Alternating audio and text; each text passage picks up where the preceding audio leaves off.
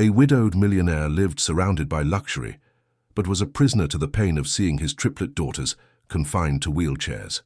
Until a young housekeeper, marked by a tragic past, enters his life, bringing hope disguised as simplicity.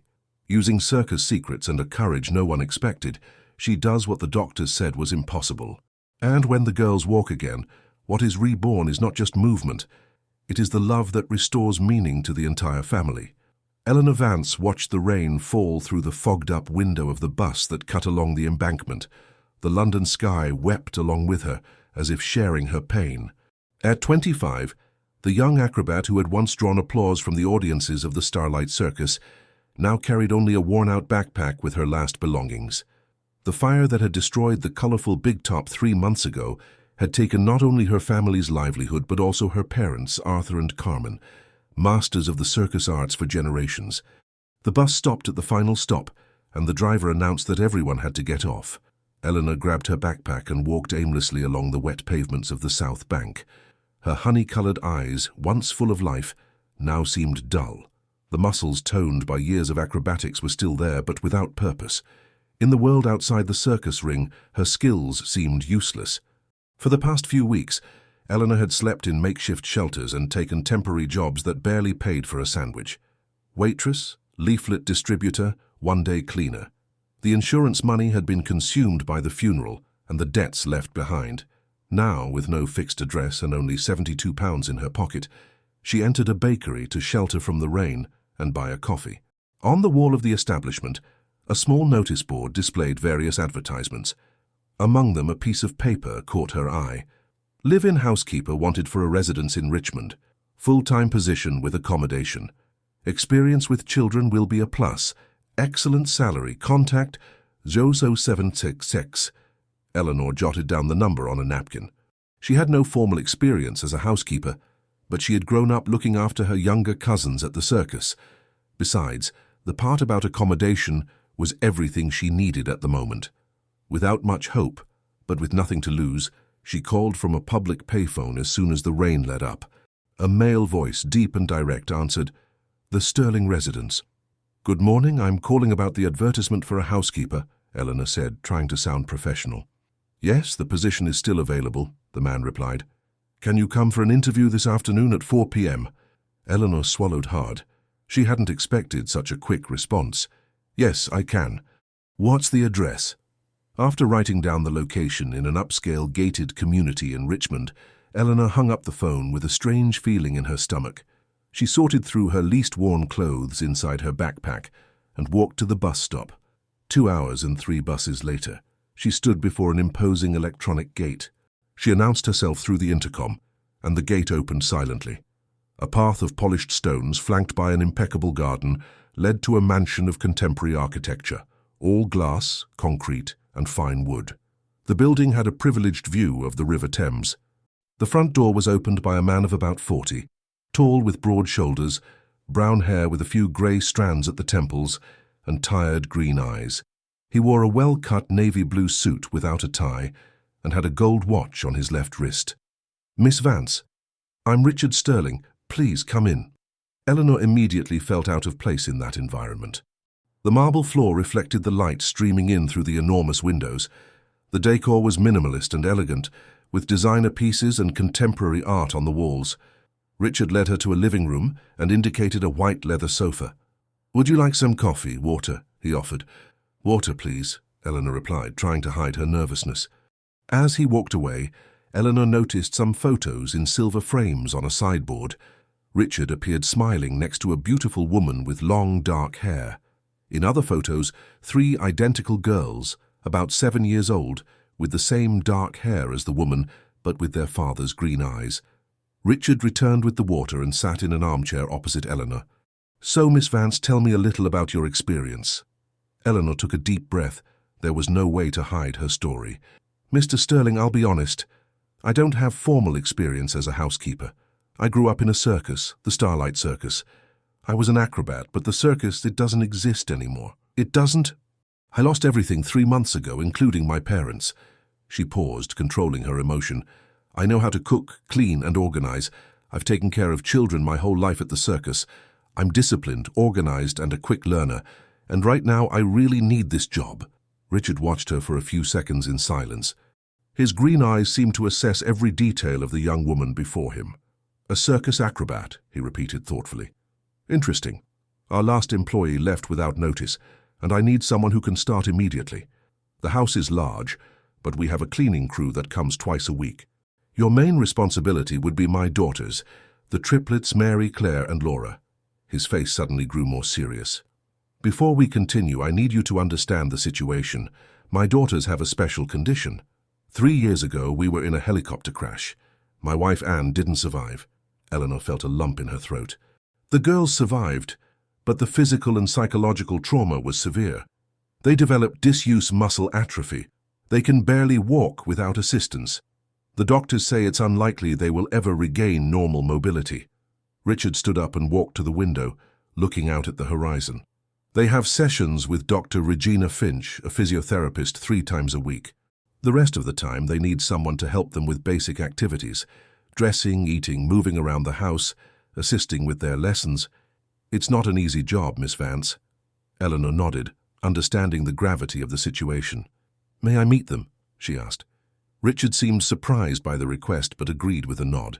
He led her down a hallway to a large room on the ground floor, adapted as a bedroom for the girls. The room was colorful and filled with toys, books, and 3 low beds arranged in a semicircle. Seated in special wheelchairs, 3 identical girls were watching a cartoon on television. They had long brown hair tied in ponytails and green eyes like their father's. "Girls," Richard called, "this is Miss Vance. She might be coming to work with us to help you with your day-to-day." The 3 turned their heads in almost perfect sync. Their gazes were serious, almost too adult for 7-year-old children. They didn't smile or show any enthusiasm. "Hi, girls," Eleanor said, approaching and crouching down to be at their eye level. "You can call me Eleanor. It's a pleasure to meet you." "You'll leave just like the last one," said one of them, the one on the far right. "Laura," Richard chided gently. "It's true, Dad," the girl defended herself. "Susan also said she would stay and left after 2 weeks." "No one can stand staying here," added the one in the middle, whom Eleanor deduced was Claire. "Hey, it's boring having to help us all the time." "I'm sorry, Miss Vance," Richard said. "It's been difficult to keep someone who—" "It's okay," Eleanor interrupted, still looking at the girls. "You're right to have doubts. But you know what? I don't give up easily, ever. In the circus, when we fell from an acrobatic trick, the first rule was to get up and try again. Always." Something in the eyes of the third girl, Mary, lit up for a brief moment. "You were from the circus?" Mary asked, a hint of interest in her voice. "For real?" Eleanor smiled. "For real. The Starlight Circus. I did trapeze, acrobatics, tightrope walking, things like that. But it seems now the only acrobatics left is trying to survive," said a female voice behind her. Eleanor turned to see a woman of about 40, with short, well-styled blonde hair, dressed in elegant sportswear with a white coat over it. She was carrying a professional briefcase. "Dr. Finch," Richard said. "I wasn't expecting you today." "I decided to stop by to check on the girls' progress," she replied with a professional smile. "And it seems I've arrived at a good time. Are we interviewing a new helper?" "Yes, this is Eleanor Vance," Richard introduced. "Dr. Regina Finch, the girls' physiotherapist," she said, extending a hand with perfectly manicured nails. Her grip was firm, almost challenging. "Experience with children with special needs, Miss Vance?" "Not specifically," Eleanor admitted. "But I have knowledge of physical conditioning and body movement from my experience in the circus." Regina raised an eyebrow, visibly skeptical. "Interesting. Well, I hope you understand that the girls' case is extremely delicate. They have a strict regimen of special exercises that must not be altered under any circumstances. Any wrong move could cause irreversible damage." The girls lowered their gazes, as if confirming the gravity of their condition. Eleanor noticed their shoulders seemed to shrink under the weight of those words. "I understand," Eleanor said. "I will follow all medical instructions." "Excellent," Regina replied, with a smile that didn't reach her eyes. She turned to Richard. "Can we speak privately about the girl's latest medical report?" Richard nodded and turned back to Eleanor. "Please wait in the living room. I'll be back in a few minutes to continue our conversation." When the adults left, Eleanor was alone with the triplets, who were watching her with curiosity. "Can you stand on your hands?" asked Laura, the most direct of the three.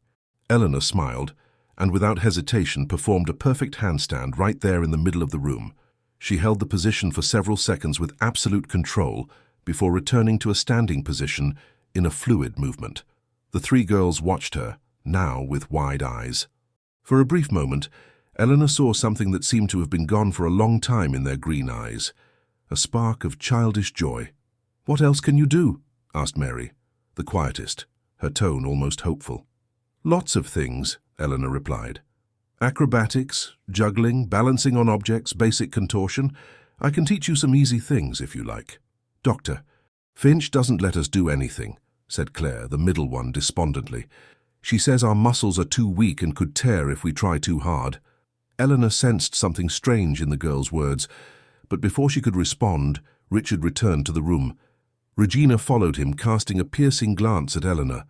"Miss Vance, if you could accompany me to my office to finalize the details," Richard said. In the office, an elegant room with bookshelves and a dark wood desk, Richard offered Eleanor the job. The salary was generous, much higher than she had expected, with Sundays off and one free evening a week. She would have her own room with a bathroom in the service area of the mansion. "When can you start?" he asked. "Immediately," Eleanor replied without hesitation. "Excellent, there's just one non-negotiable condition," Richard added, his tone becoming severe. "Dr. Finch's instructions regarding the girls' care must be followed to the letter. They are extremely fragile and I can't risk anything happening to them. I've already lost too much." Eleanor nodded, but an uneasy feeling persisted. There was something about the physiotherapist's behavior, the way she spoke about the girl's condition, that didn't seem right. But that wasn't her problem, at least not at that moment. She had a roof over her head, a job and a purpose. It was a new beginning. That night, after Richard had shown her to her simple but comfortable room and given her the basic instructions for the house, Eleanor lay down on the soft bed, the first real bed she had slept in for months. Through the small window, she could see the moon over the river.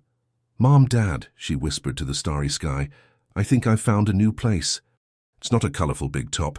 There's no applause or music, but maybe here I can make a difference." On the other side of the mansion, three identical girls were whispering in their beds. "She did a perfect handstand," Laura was saying. "Do you think she'll stay?" Claire asked. Mary, always the most observant, just smiled faintly. "I think she's different from the others," she said finally. "Her eyes are the same color as Leo's." "Who's Leo?" Laura asked. "The lion from the storybook, the one who lost everything but found a new family," Mary explained. "Honey-colored eyes like the morning sun."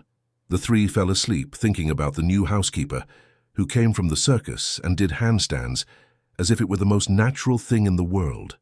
Unknowingly, they were already connected to her by an invisible thread of hope that, in the coming months, would strengthen in ways none of them could imagine.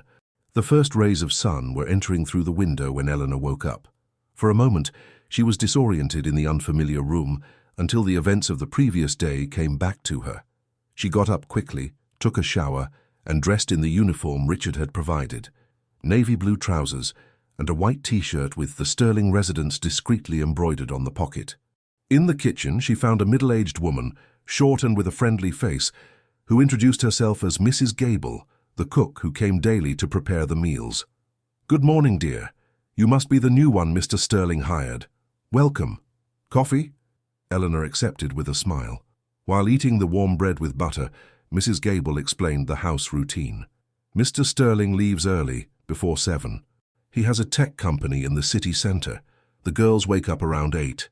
They have breakfast, then they have lessons with the private tutor who comes 3 times a week. Mondays, Wednesdays and Fridays from 9 to 11. On the other days, it's just the physiotherapist's exercises." The cook lowered her voice as if sharing a secret. "You know, the poor little girls. Before the accident, they were so cheerful. They used to run around the house, play in the garden. Now they barely leave that room. It's heartbreaking." Eleanor nodded, feeling the same compassion. "How many times a week does Dr. Finch come?" 3 times. Tuesdays, Thursdays and Saturdays, always in the afternoon, but lately she's been showing up more. Sometimes she comes outside of her scheduled hours, saying she needs to check on the girls. If you ask me," Mrs. Gable was interrupted by a buzzing sound from the hallway. "That's the girls' call button. They must be awake. Go on, dear. I'll finish preparing their breakfast. Eleanor went down the hall to the Triplets' adapted room. The three were already sitting in their wheelchairs, their hair still messy. They wore identical cotton pajamas with star patterns. "Good morning, girls," Eleanor greeted with a genuine smile. "Did you sleep well?" "Sort of," replied Laura. "Claire had a nightmare again." The middle girl looked down, seeming embarrassed. "Nightmares are normal," Eleanor said, approaching Claire and crouching to be at her eye level. "I have them sometimes too, but you know what helps me? Taking a deep breath and imagining a beautiful, safe place. For me, it's the beach at dawn." Claire looked up. "Mine is a field full of butterflies." "That's beautiful, Claire. Next time you have a nightmare, take a deep breath and imagine yourself in that field. It might work." Mary was watching the interaction intently. "Are you really going to stay?" The question caught Eleanor by surprise with its frankness. "Yes, I'm staying." "Why the doubt?" "Because no one stays," Mary replied simply. "People say they'll stay, but they always leave." There was a wisdom beyond her years in those green eyes. "Well, I can't promise the future," Eleanor said honestly, "but I promise that while I'm here, I'll do my best to help you." The three seemed to accept that answer. "Shall we get you ready for breakfast?" "Afterwards, if I'm not mistaken. You have a lesson with your tutor, right?" Eleanor helped each of them with their morning hygiene and changing clothes. She noticed that, despite their supposed fragility, the girls could perform some basic movements, like raising their arms and holding objects without difficulty. The atrophy seemed more concentrated in their lower limbs. After breakfast, the private tutor, Denise, arrived. She was a woman of about 30 with colourful glasses frames and an energetic demeanour. She seemed genuinely relieved to meet Eleanor. "I'm so glad Mr. Sterling found someone. The girls are wonderful, super intelligent. It's a pleasure to teach them." During the lessons, Eleanor took the opportunity to get to know the mansion and her duties better. The house was enormous, with 5 bedrooms, all en suite, a library, a living room, a dining room, a TV room, a gym, a swimming pool, and a beautiful garden that sloped down to a small private area by the river. Richard occupied the master suite on the upper floor. The girls stayed on the ground floor to facilitate movement. The other rooms were for guests rarely used. At noon, after the tutor left, Eleanor helped the girls with lunch. Mrs. Gable had prepared a delicious chicken stroganoff with rice, straw potatoes, and salad. "Can you eat by yourself?" Eleanor asked Laura, who seemed to have more difficulty holding the fork. "The other lady always fed us," Laura replied. "But isn't it better to try on your own? That way, you exercise the muscles in your arms and hands." Laura seemed to reflect for a moment, then smiled. "I can try." After lunch, it was rest time. The girls usually watched a movie or read a book. Eleanor took the opportunity to get to know each of them better. Mary was the quietest and most observant. She liked books and always seemed to be analyzing everything around her. Claire was a dreamer, talking about places she'd like to visit and making up stories. Laura was the most direct and determined, always asking questions and wanting to know how things worked. At 3 in the afternoon, the doorbell rang. Eleanor went to answer it and found Dr. Regina Finch, impeccably dressed in a designer tracksuit, her hair perfectly styled, carrying her professional briefcase. "Good afternoon, Miss Vance. I hope you're settling in well," she said, with that same smile that didn't reach her eyes. "Yes, thank you. The girls are lovely." "Indeed. Shall we get to the sessions?" "Please bring them to the physiotherapy room." The physiotherapy room was a large room on the ground floor, equipped with mats, parallel bars, therapy balls, and various specialized devices. Eleanor helped transfer the girls from their wheelchairs to the mats. "You can wait outside during the sessions," Regina said, in a tone that brooked no argument. "I prefer to work alone with my patients. It's a delicate time that requires total concentration." Eleanor hesitated but eventually agreed. "I'll be in the next room if you need me." While she waited, Eleanor could hear Regina's voice through the door. The physiotherapist spoke in an energetic but infantilizing tone, as if the girls were 3 years old, not 7. "Remember, girls, your muscles are very, very fragile. We have to be ever so careful. We can't push even a tiny bit beyond the exercises I prescribe, understand? If you push too hard, you might never be able to walk again.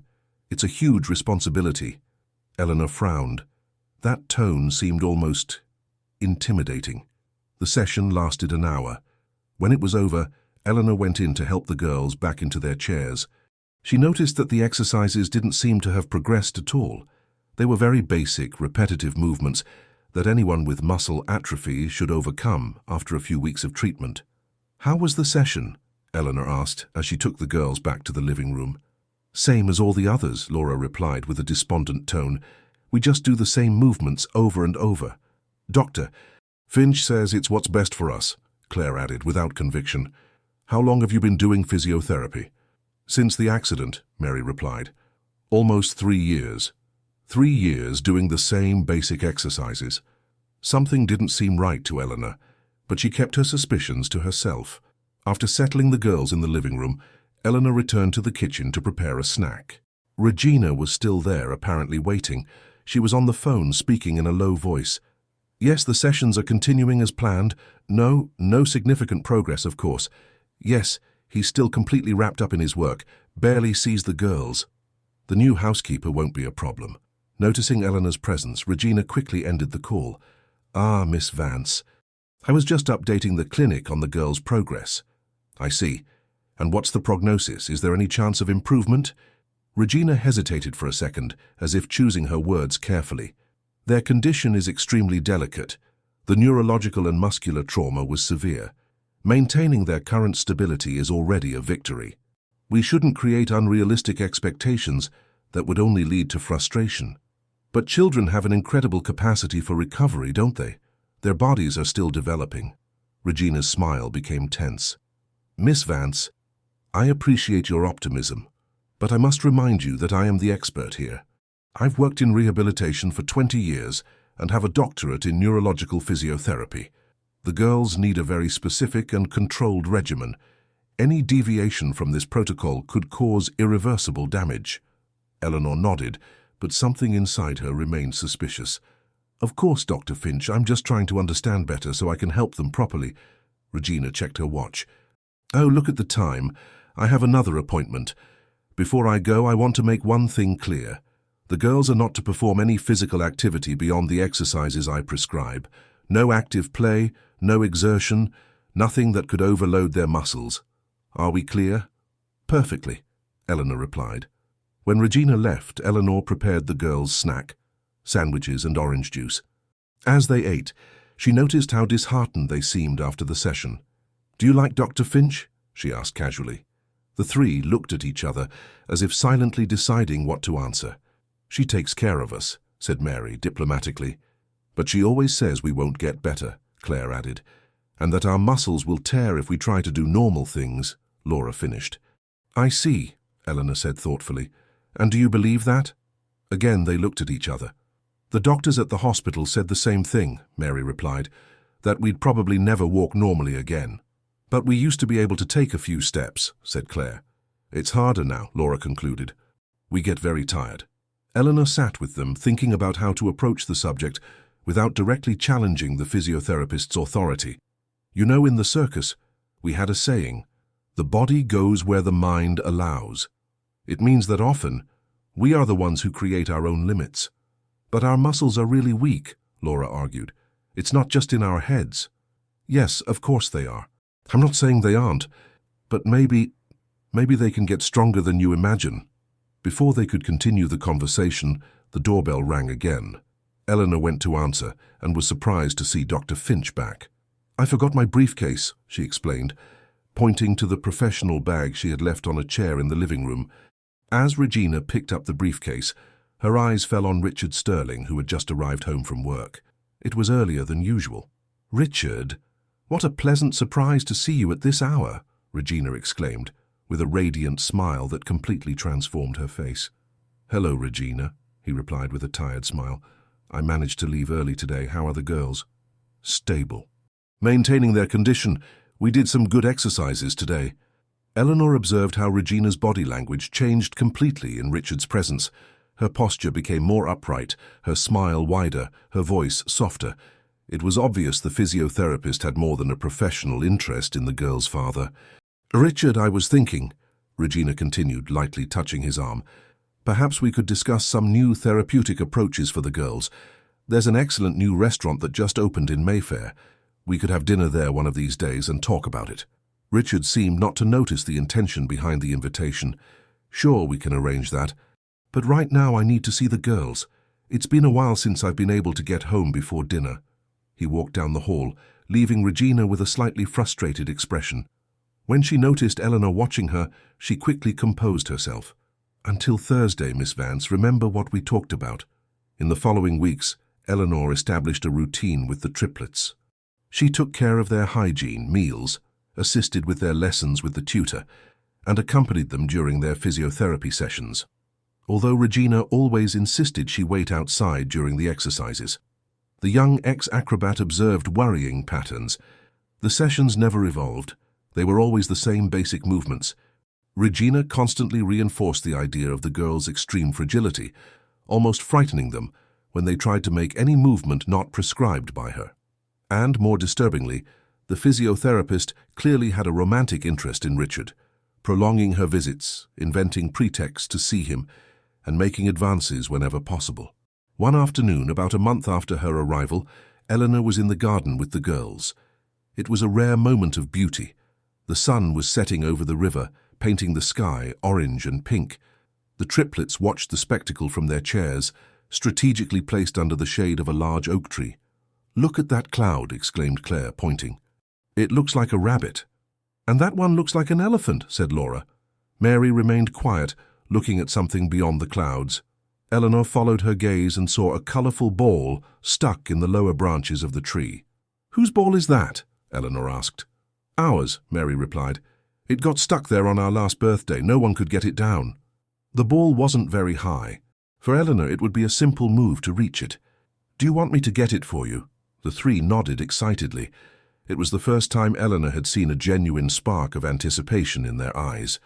Eleanor walked to the tree, but instead of just stretching up and grabbing the ball, she had an idea.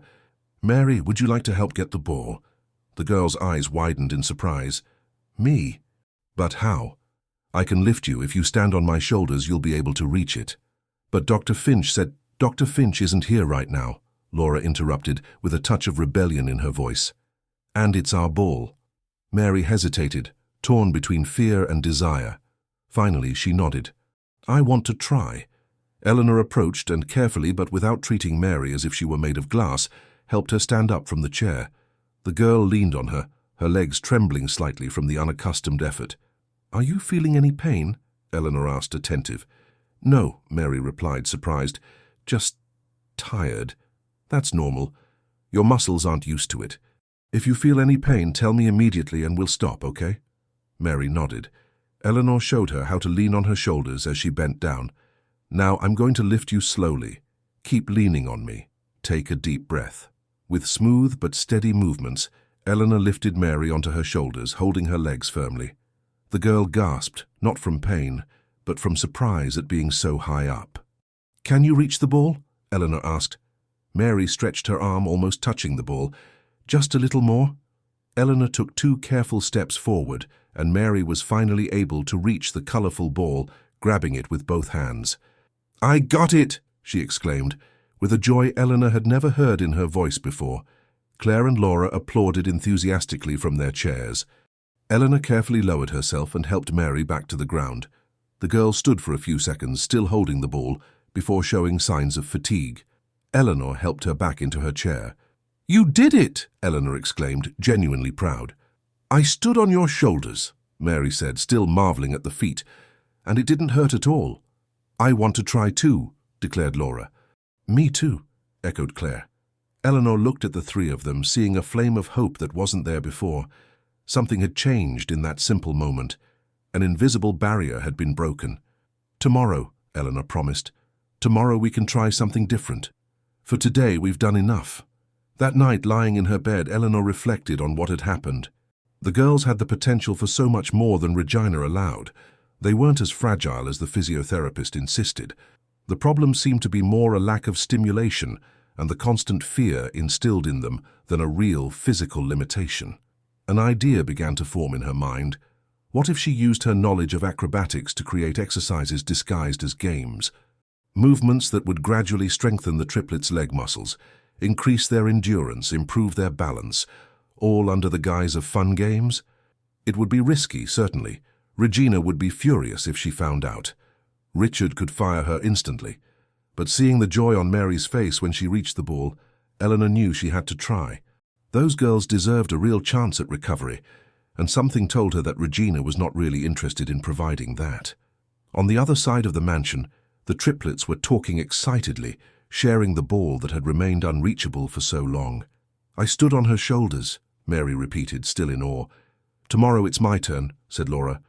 "And then mine," added Claire. For the first time in a long time, the three fell asleep with smiles on their faces, dreaming not of the past they had lost, but of the possibilities of the future. The next morning, Eleanor woke up with her mind buzzing with ideas. During the night, she had devised a careful plan. She would create a series of exercises disguised as games that would gradually strengthen the girls' muscles without scaring them. It had to be discreet, away from Regina's watchful eyes, and without fanfare so as not to arouse Richard's concern. After breakfast and lessons with the tutor Denise, Eleanor took the triplets to the garden. It was a sunny Thursday, and Regina would only come in the late afternoon for the physiotherapy session. "Shall we play something different today?" Eleanor suggested, placing the girls' chairs in a semicircle under the shade of a tree. "What are we going to do?" asked Laura, always the most enthusiastic for new things. "It's called the Magic Island," Eleanor explained. "In the circus, we used this game to warm up our muscles before the shows." She spread a large, colourful mat on the grass. "This is the Magic Island. When we're on the island, we have to move in special ways so we don't sink into the enchanted sea." The girls watched, intrigued. "But we can't stand for very long," Claire reminded her, hesitant. "And that's why we'll start by sitting," Eleanor replied with a reassuring smile. "The island's magic works in many ways." Eleanor helped each of them out of their chairs and onto the mat. She showed them how to stretch their legs forward, then to the sides, making gentle movements that stretched and activated the muscles without overload. "Now imagine the sea is rising," Eleanor continued, getting into the story. "We need to lift our legs so our feet don't get wet." The three girls lifted their legs a few inches off the ground, laughing with the effort. "That's it. Very good. Now lower them slowly and lift them again." It was physiotherapy disguised as a game. The exercises Eleanor had created worked exactly the muscle groups the girls needed to strengthen: quadriceps, hamstrings, abdominals, core stabilizers. But instead of the clinical and intimidating environment Regina created, it was a fun adventure on the Magic Island. After 20 minutes, when she noticed the girls were starting to get tired, Eleanor ended the game. "You were incredible," she praised sincerely. "You saved yourselves from the enchanted sea. Tomorrow we can continue the adventure."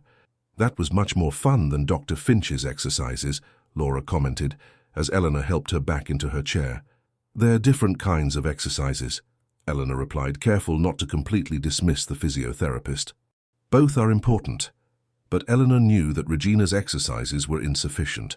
Repetitive, without progression, focused more on keeping the girls dependent than on actually strengthening them. Over the next 2 weeks, Eleanor established a secret routine.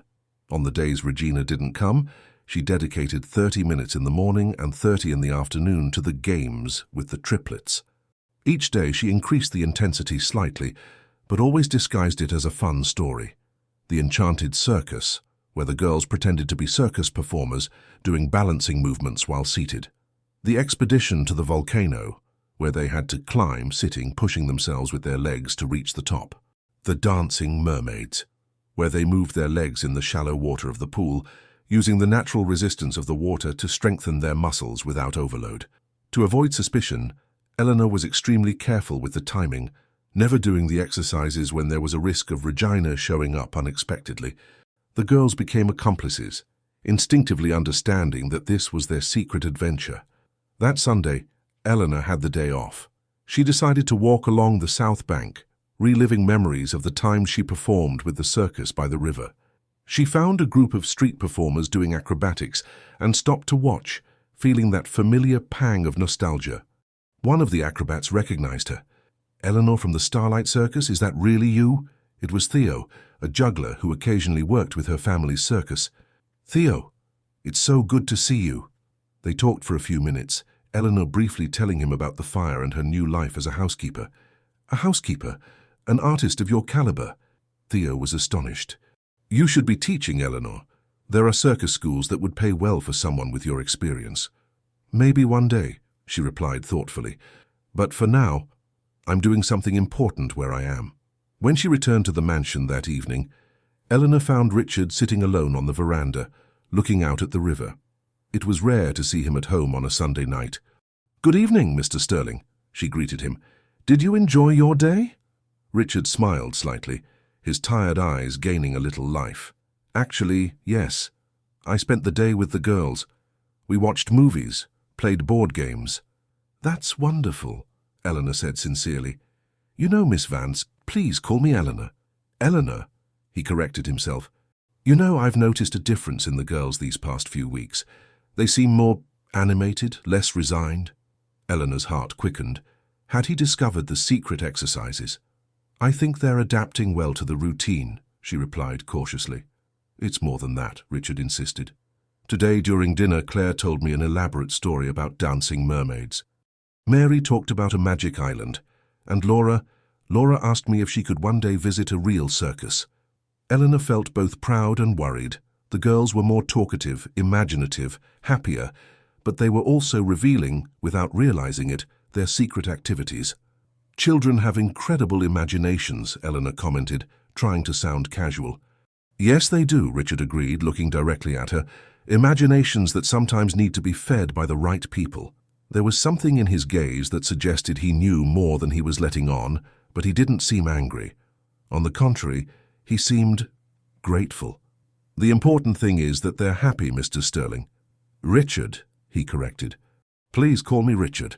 The following Monday, during the afternoon game, something extraordinary happened.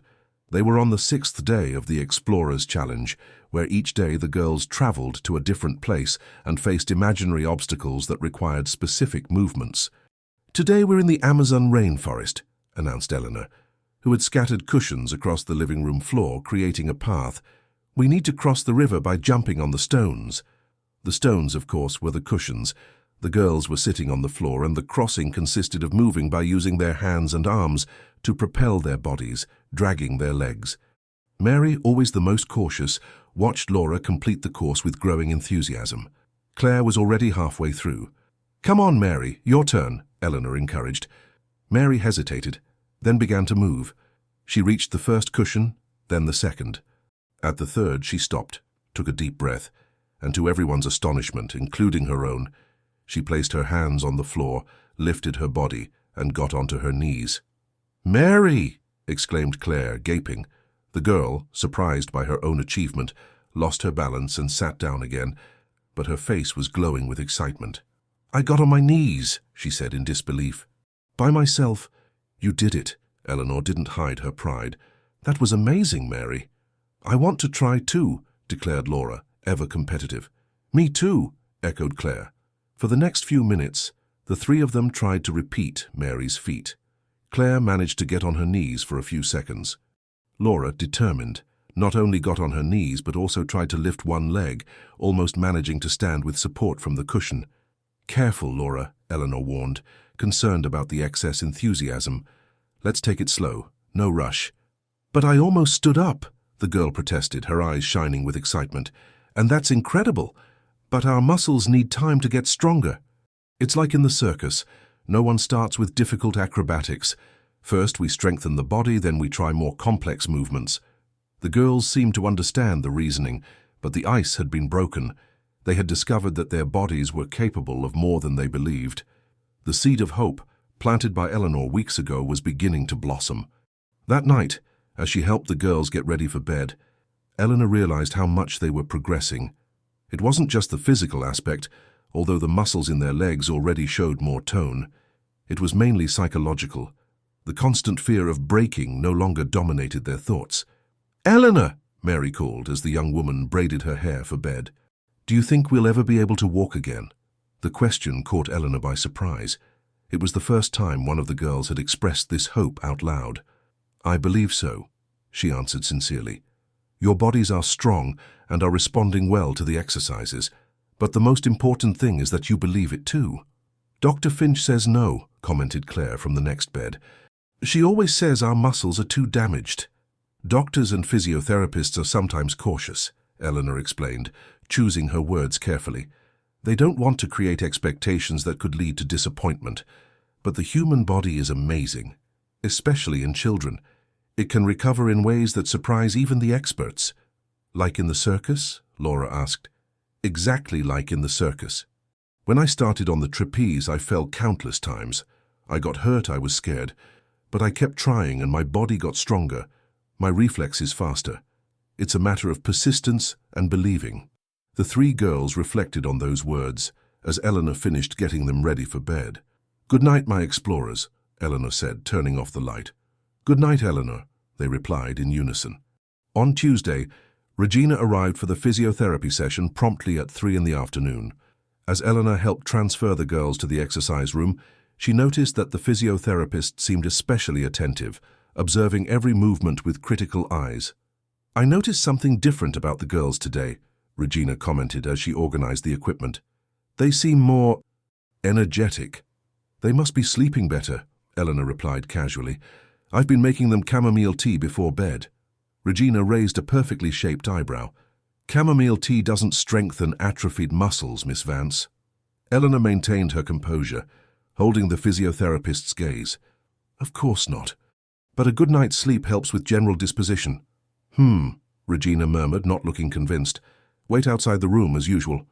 Eleanor nodded and left, but this time, worried by Regina's suspicious tone, she stayed near the slightly ajar door from where she could hear the conversation. "Girls, I've noticed you seem different," Regina was saying, in a falsely sweet tone. "Have you been doing something I don't know about?" Silence. Eleanor could imagine the three of them exchanging apprehensive glances. "You know you can trust me, right? I'm your doctor. I only want what's best for you." "We're just happier," Mary replied diplomatically. "Yeah, Eleanor tells cool stories," Claire added. "Stories?" Regina's voice became sharper. "What kind of stories?" "About the circus," Laura answered. "About people who can do amazing things." There was a tense pause before Regina spoke again, now in a colder tone. "I see. Well, let's get to today's exercises. And remember, no trying movements on your own. Your muscles are extremely fragile and any excessive effort could cause permanent damage. You don't want to disappoint your father, do you? He's already suffered so much." Eleanor clenched her fists, indignant at the emotional manipulation. Regina was deliberately feeding the girls fear, using the love they felt for their father as a tool of control. After the session, as Regina was about to leave, she stopped Eleanor in the hallway. "Miss Vance, I would like to remind you that the girls are under my medical care. Any physical activity must be approved by me first. Stories about the circus can create unrealistic and harmful expectations." "I understand your concern, Dr. Finch," Eleanor replied, maintaining her calm. "But telling stories is part of my job of caring for the girls. They need intellectual and emotional stimulation too." Regina smiled coldly. "Of course, just make sure those stimulations remain intellectual and emotional, nothing physical." When the physiotherapist left, Eleanor felt a chill run down her spine. Regina suspected something, and that was dangerous. She would have to be even more careful. The next day, when Eleanor proposed a new game, the girls seemed hesitant. "Dr. Finch said we shouldn't exert ourselves," murmured Claire, looking at her own hands. "She said our dad will be sad if we get hurt again," Mary added. Eleanor sat on the floor with them, understanding the situation. Regina had planted the seed of fear again. "Girls, I understand Dr. Finch's concern. She's a doctor and wants to protect you. But there's a difference between getting hurt and strengthening the body. The games we play are safe, planned especially for you."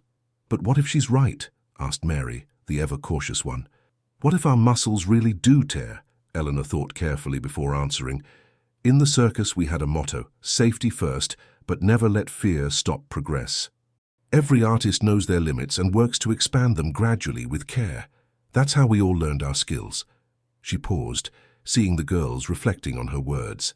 "Remember when Mary managed to get on her knees? Did you feel any pain?" Mary shook her head. "Just tired afterwards." "Exactly. Tiredness is normal when we exercise muscles we're not used to using. That's how they get stronger. But if you ever feel real pain, we stop immediately, I promise." The three seemed to consider the argument. Finally, Laura, always the bravest, nodded. "I want to continue," she declared. "I want to be strong like you, Eleanor."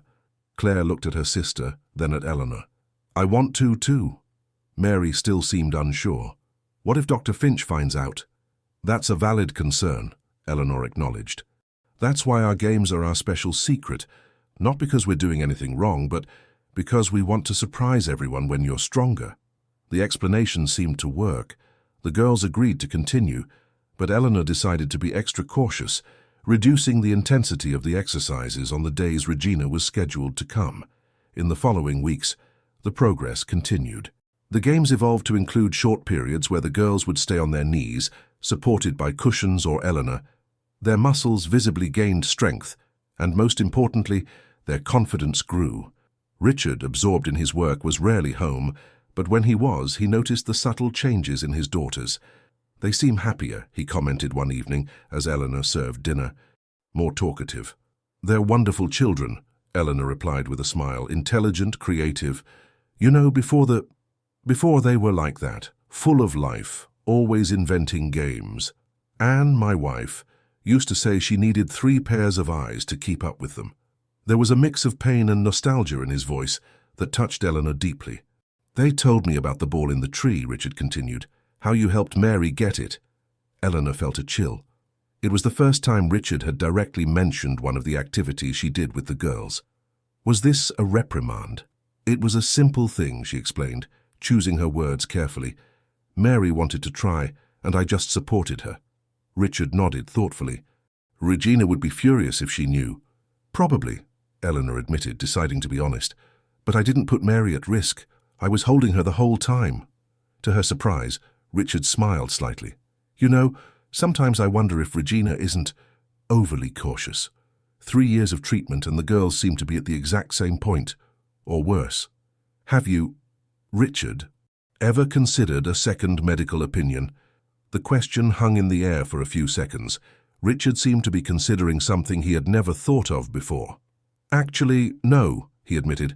Regina was recommended by the hospital right after the accident. She was so present, so dedicated that I never questioned her methods. Eleanor nodded, understanding the situation. Richard was a man devastated by the loss of his wife and the state of his daughters. Regina had appeared as a lifeline, and he had clung to her without question. Maybe it's something to consider, Eleanor suggested cautiously. Richard looked at her with an expression she couldn't decipher.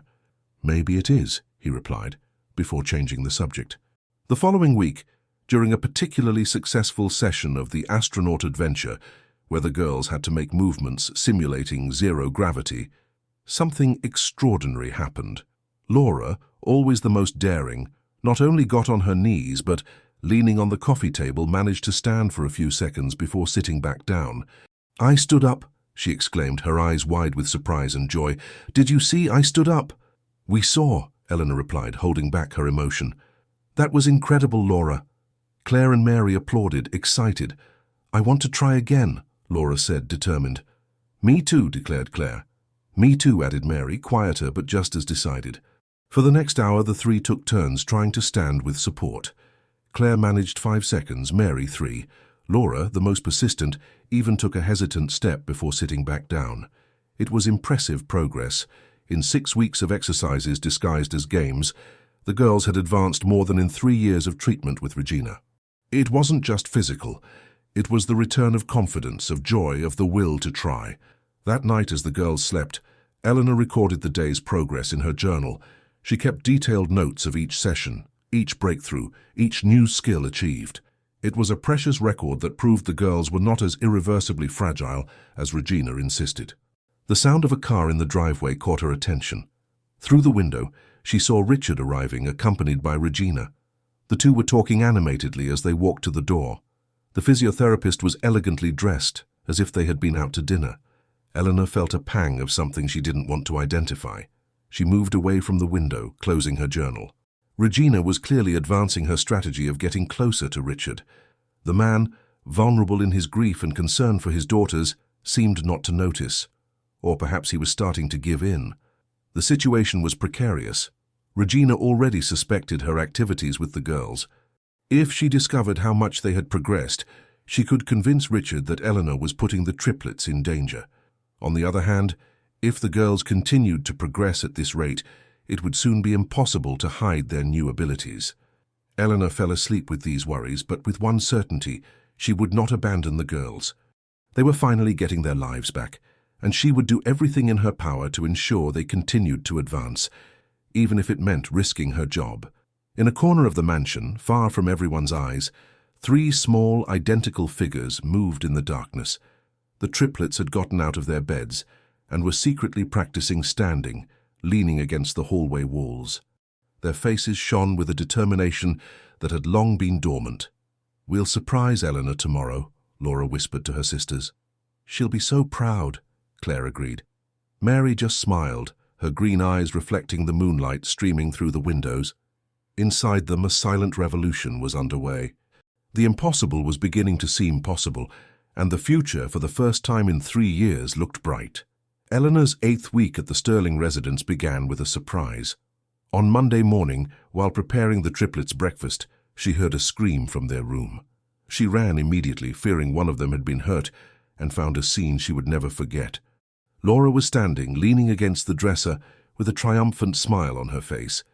Claire and Mary, sitting on their beds, were applauding enthusiastically. "Look, Eleanor!" Laura exclaimed. "I managed to stand up by myself!" Eleanor was frozen for a second, between astonishment and joy. She approached cautiously, ready to catch Laura if she lost her balance. "That's incredible, Laura. How did you do it?" "We practiced at night," confessed Mary with a conspiratorial look, "after you went to sleep." "We wanted to surprise you," Claire added. Eleanor's heart overflowed with pride, but there was also concern. The girls were progressing faster than she had imagined, and that could be dangerous without proper supervision. "I'm so proud of you," she said, sitting on Mary's bed. "Truly impressed, but we need to talk about practicing alone without anyone around to help." The 3 looked down, acknowledging their recklessness. "It's not that you aren't capable," Eleanor continued. "It's that your muscles are still strengthening, and a fall could hurt you.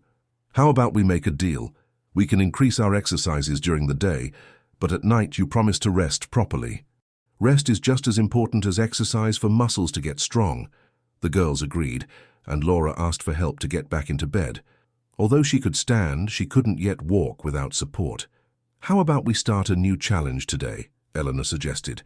"Now that you can stand with support, we can start practicing short steps." The 3 girls' eyes lit up with anticipation. After breakfast and lessons with the tutor Denise, Eleanor took the girls to the main living room, where there was more space and strategically placed furniture to serve as support. She called the new activity the suspended bridge crossing. "Imagine we need to cross a narrow bridge over a river," she explained, placing a row of cushions on the floor. "Each cushion is a plank of the bridge. We need to step carefully on each one." She started with Claire, helping her to stand while leaning on a chair.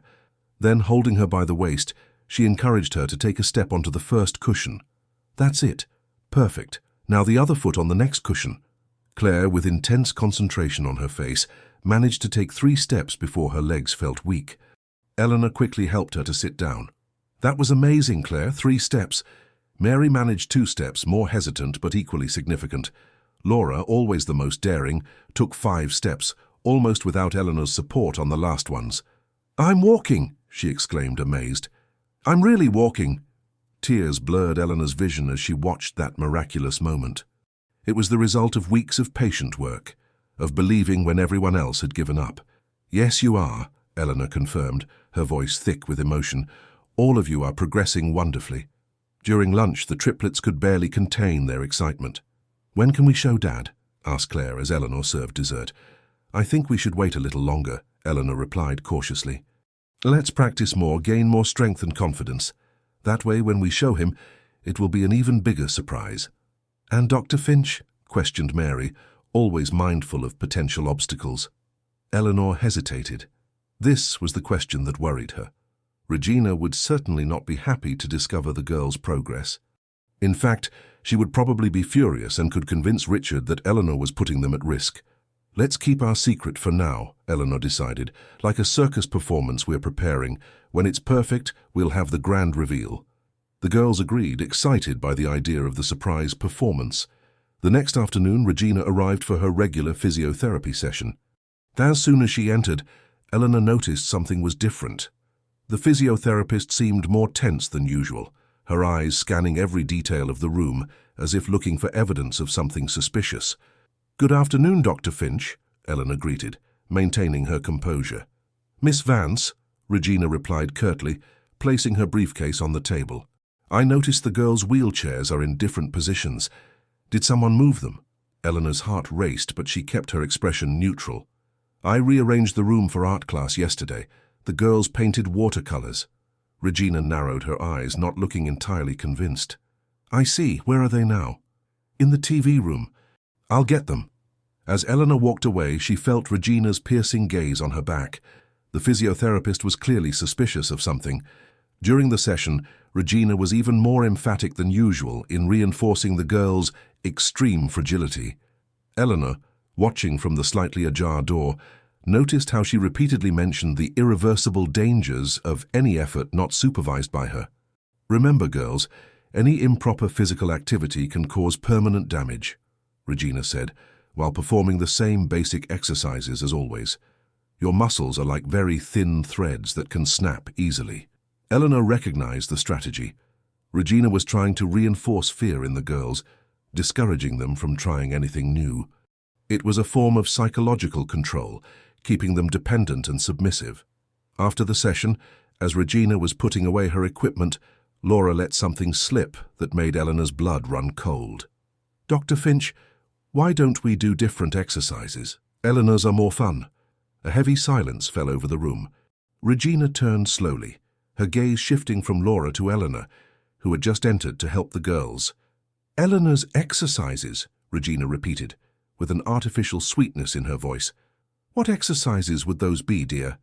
Laura, realizing her mistake too late, looked to her sisters for help. "They're just games," Mary intervened quickly. "Eleanor tells stories and we imagine we're in different places."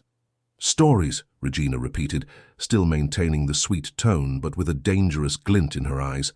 "How interesting. And do these stories involve physical movements?" "No, just imagination," replied Claire, joining Mary's game. "Like traveling without leaving the room." Regina smiled, but it was a smile that didn't reach her eyes. "I see. Well, it's good to use your imagination, but remember what I always say, your little bodies are very fragile. Only the exercises I prescribe are safe for you." Turning to Eleanor, Regina continued with the same artificial smile.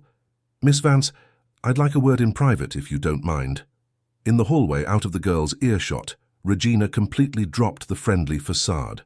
"What exactly have you been doing with my patients?" she asked, her tone now sharp as a blade. "As Mary explained, just imaginative games," Eleanor replied, staying calm. "The girls need intellectual and emotional stimulation." "Don't take me for a fool," Regina retorted, stepping closer. "I see changes in them. They're more confident, more hopeful. And that is dangerous." "Dangerous?" Eleanor repeated, incredulous. "Since when is hope dangerous?" "When it creates unrealistic expectations that will only lead to disappointment and suffering," Regina answered, her tone now more controlled. "Those girls will never walk normally again. That is the medical reality that you, with your circus fantasies, are denying them." Eleanor took a deep breath, controlling the anger rising within her. "With all due respect, Dr. Finch, hope is not an illusion. And maybe, just maybe, their prognosis isn't as definitive as you insist." Regina's eyes flashed. "Are you questioning my professional competence? You, an unemployed acrobat from a failed circus?"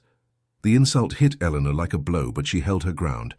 "I'm not questioning your training, just suggesting that no prognosis is 100% certain, especially with children." Regina took another step forward, her face almost touching Eleanor's. "Listen to me carefully, Miss Vance. I have been caring for the triplets for 3 years. I know their bodies, their limitations, far better than you ever will. If I find out you are doing any kind of physical exercise with them without my express authorization, I will immediately inform Mr. Sterling that you are putting his daughters at risk." She paused for calculated effect before continuing. "And we both know how protective Richard is of the girls. He's already lost his wife. The fear of losing his daughters as well would make him take drastic measures, don't you think?" It was a clear threat. Eleanor felt a shiver run down her spine, but she didn't back down. "My only interest is the girls' well-being," she replied, holding her gaze steady. Just as I'm sure it's yours, Regina smiled coldly. Of course, their well-being. Exactly. Turning to leave, the physiotherapist added over her shoulder, By the way, I've informed Richard that I need to increase the frequency of our sessions. I'll be coming every day starting next week. For the girls' well-being, of course. When Regina finally left, Eleanor went back to the triplets, who were waiting anxiously in the living room. Was Dr. Finch angry? Asked Claire, worried. She suspected something, didn't she? Added Mary, always perceptive.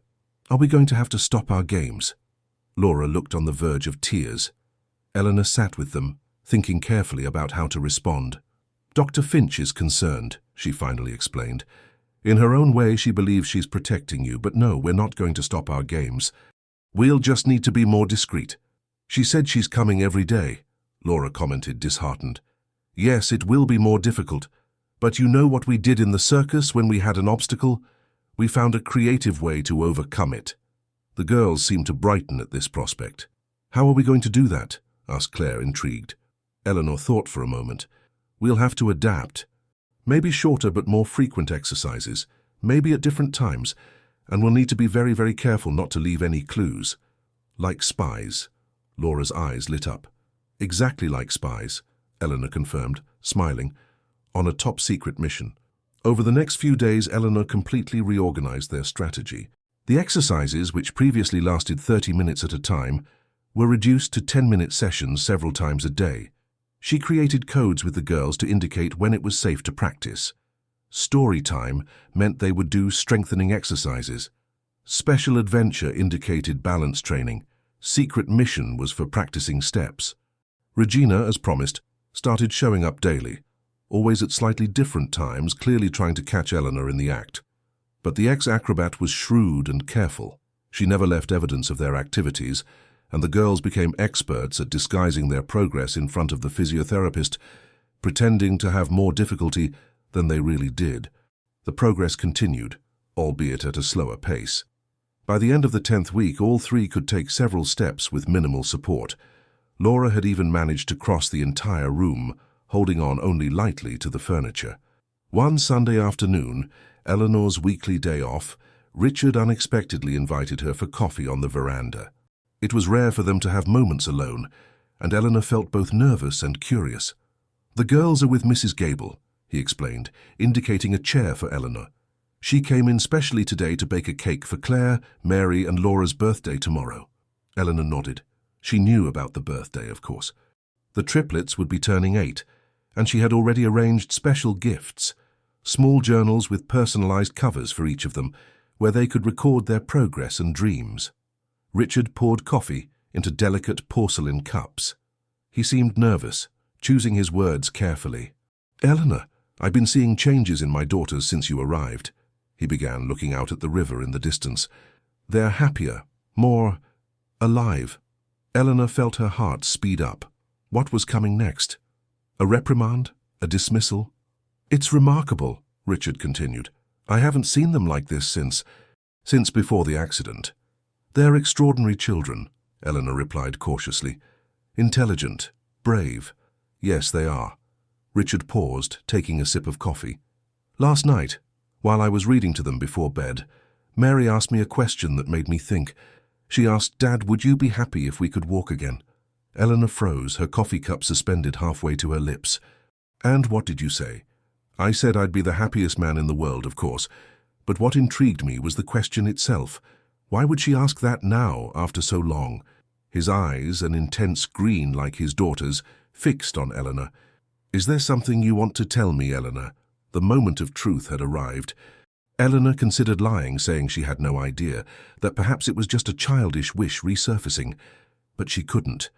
Not to this man who had entrusted his daughters to her, who was now looking at her not with accusation, but with a mixture of hope and fear. Richard, she began, placing her cup on the table. The girls, they're making progress. She then told him about the games that were in fact carefully planned exercises, about how she had realized the girls were not as fragile as Regina insisted, about the small breakthroughs, getting on their knees, then standing, then taking steps.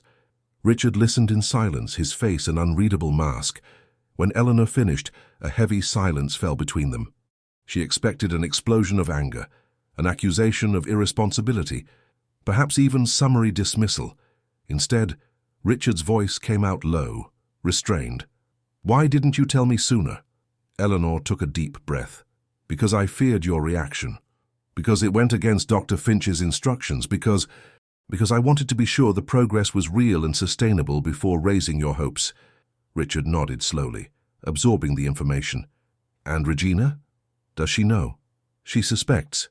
She's been trying everything to find out, hence the increased visits. She doesn't seem happy about the girl's progress."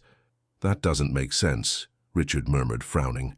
"Why wouldn't a physiotherapist be happy with her patient's progress?" Eleanor hesitated. She was entering dangerous territory, but she had gone too far to turn back. "I've been observing Dr. Finch these past months, Richard. How can I put this? Seems to have a personal interest in keeping the girls dependent. And she also seems to have a personal interest in you." Richard's eyebrows shot up in surprise. "In me? Are you suggesting that Regina purposely hindered my daughter's progress to get closer to me?" Said like that, it sounded absurd, even paranoid. Eleanor almost regretted mentioning it. "I'm not stating anything for certain," she backtracked a little. "I'm just sharing observations. The exercises she prescribes never change, never advance. She constantly reinforces the idea of extreme fragility, almost scaring the girls. And she has been quite territorial regarding you." Richard stood up abruptly, walking to the veranda's railing. He stood with his back to Eleanor, looking at the river, his shoulders tense. "That's a serious accusation," he said finally, without turning around. "I know," Eleanor replied, her voice steady despite her nervousness. "And I wouldn't make it if I didn't sincerely believe it was possible. I'm not saying she deliberately harmed the girls, but maybe she got comfortable in a situation that benefited her." Richard turned, his face a mixture of conflicting emotions. Confusion, anger, hope, fear. "I want to see," he said suddenly. "I want to see what the girls can do. Now." "Are you sure? They weren't prepared to show you today. It might not be the best." "Now, Eleanor," Richard repeated, his tone admitting no argument. Eleanor nodded and stood up. Together they went to the living room where the triplets were with Mrs. Gable, decorating the birthday cake. "Girls," Eleanor called, her heart pounding, "your father wants to see our special performance." The three looked at Eleanor, then at their father, their eyes wide with a mix of excitement and nervousness. "But we haven't practiced today," whispered Claire, worried. "It's okay," Eleanor reassured them. "Just show him what you can do naturally. No forcing, no fear." Richard sat on the sofa, tense, as Eleanor positioned the girls in their chairs in front of him. "Daddy," began Mary, always the most articulate, "we've been practicing a lot with Eleanor. She taught us that we can do more than we thought." Laura, impatient as ever, interrupted, "Watch this, Dad." Without waiting any longer, she pushed herself up from the chair arms and stood up, unaided. She took a step forward, then another, holding on lightly to the coffee table. Claire followed her example, more cautiously but just as determined.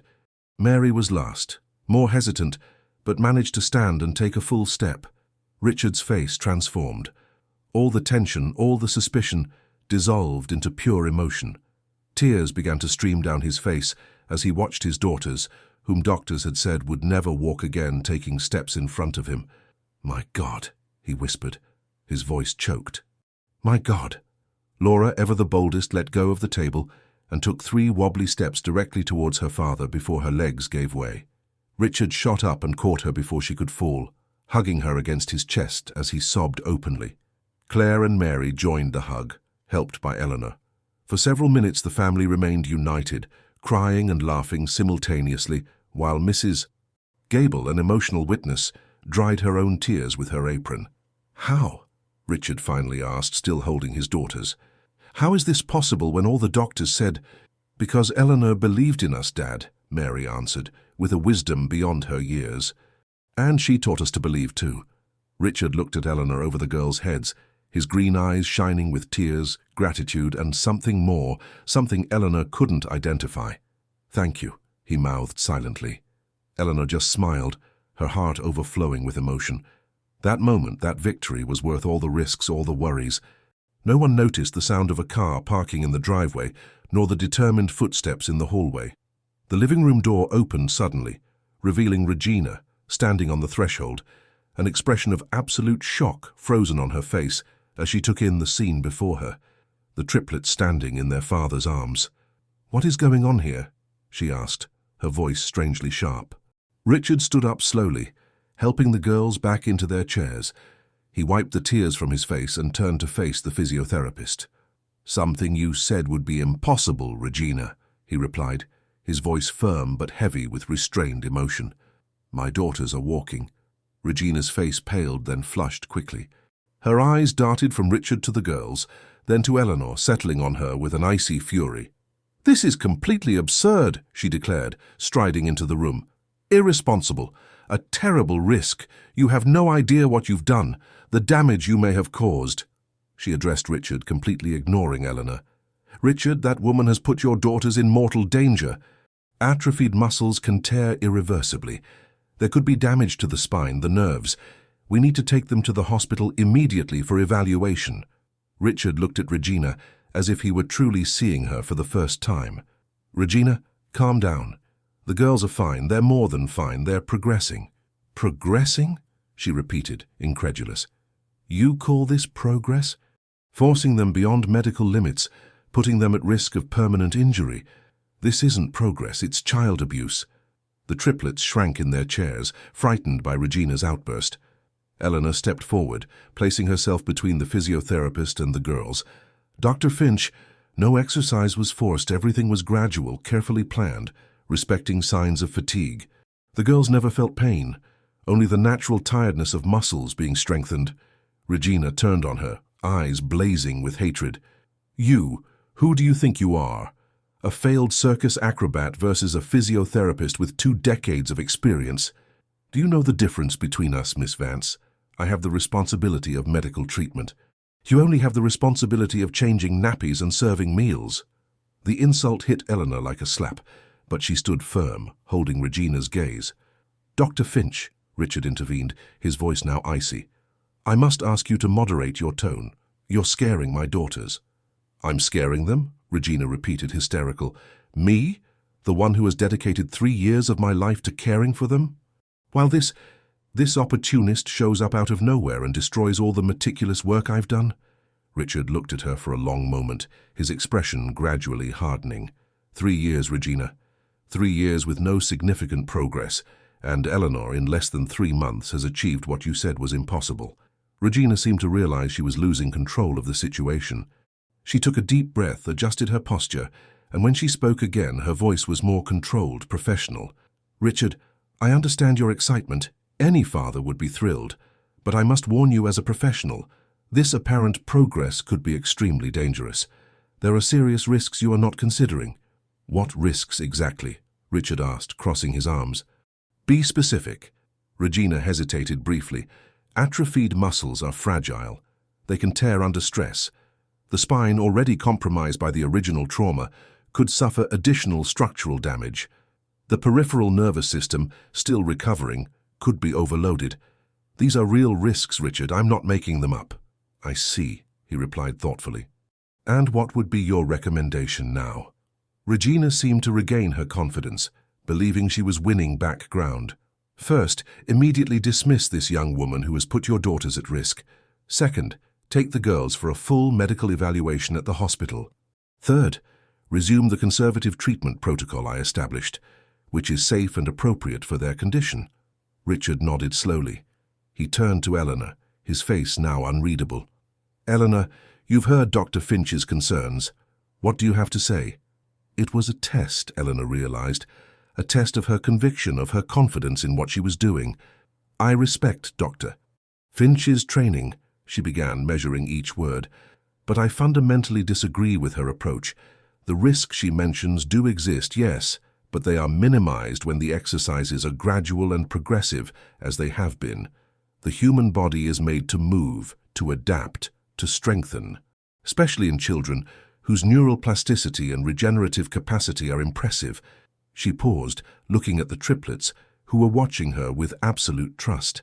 "The girls are not as fragile as glass. They are resilient, determined, and most importantly, they want to walk.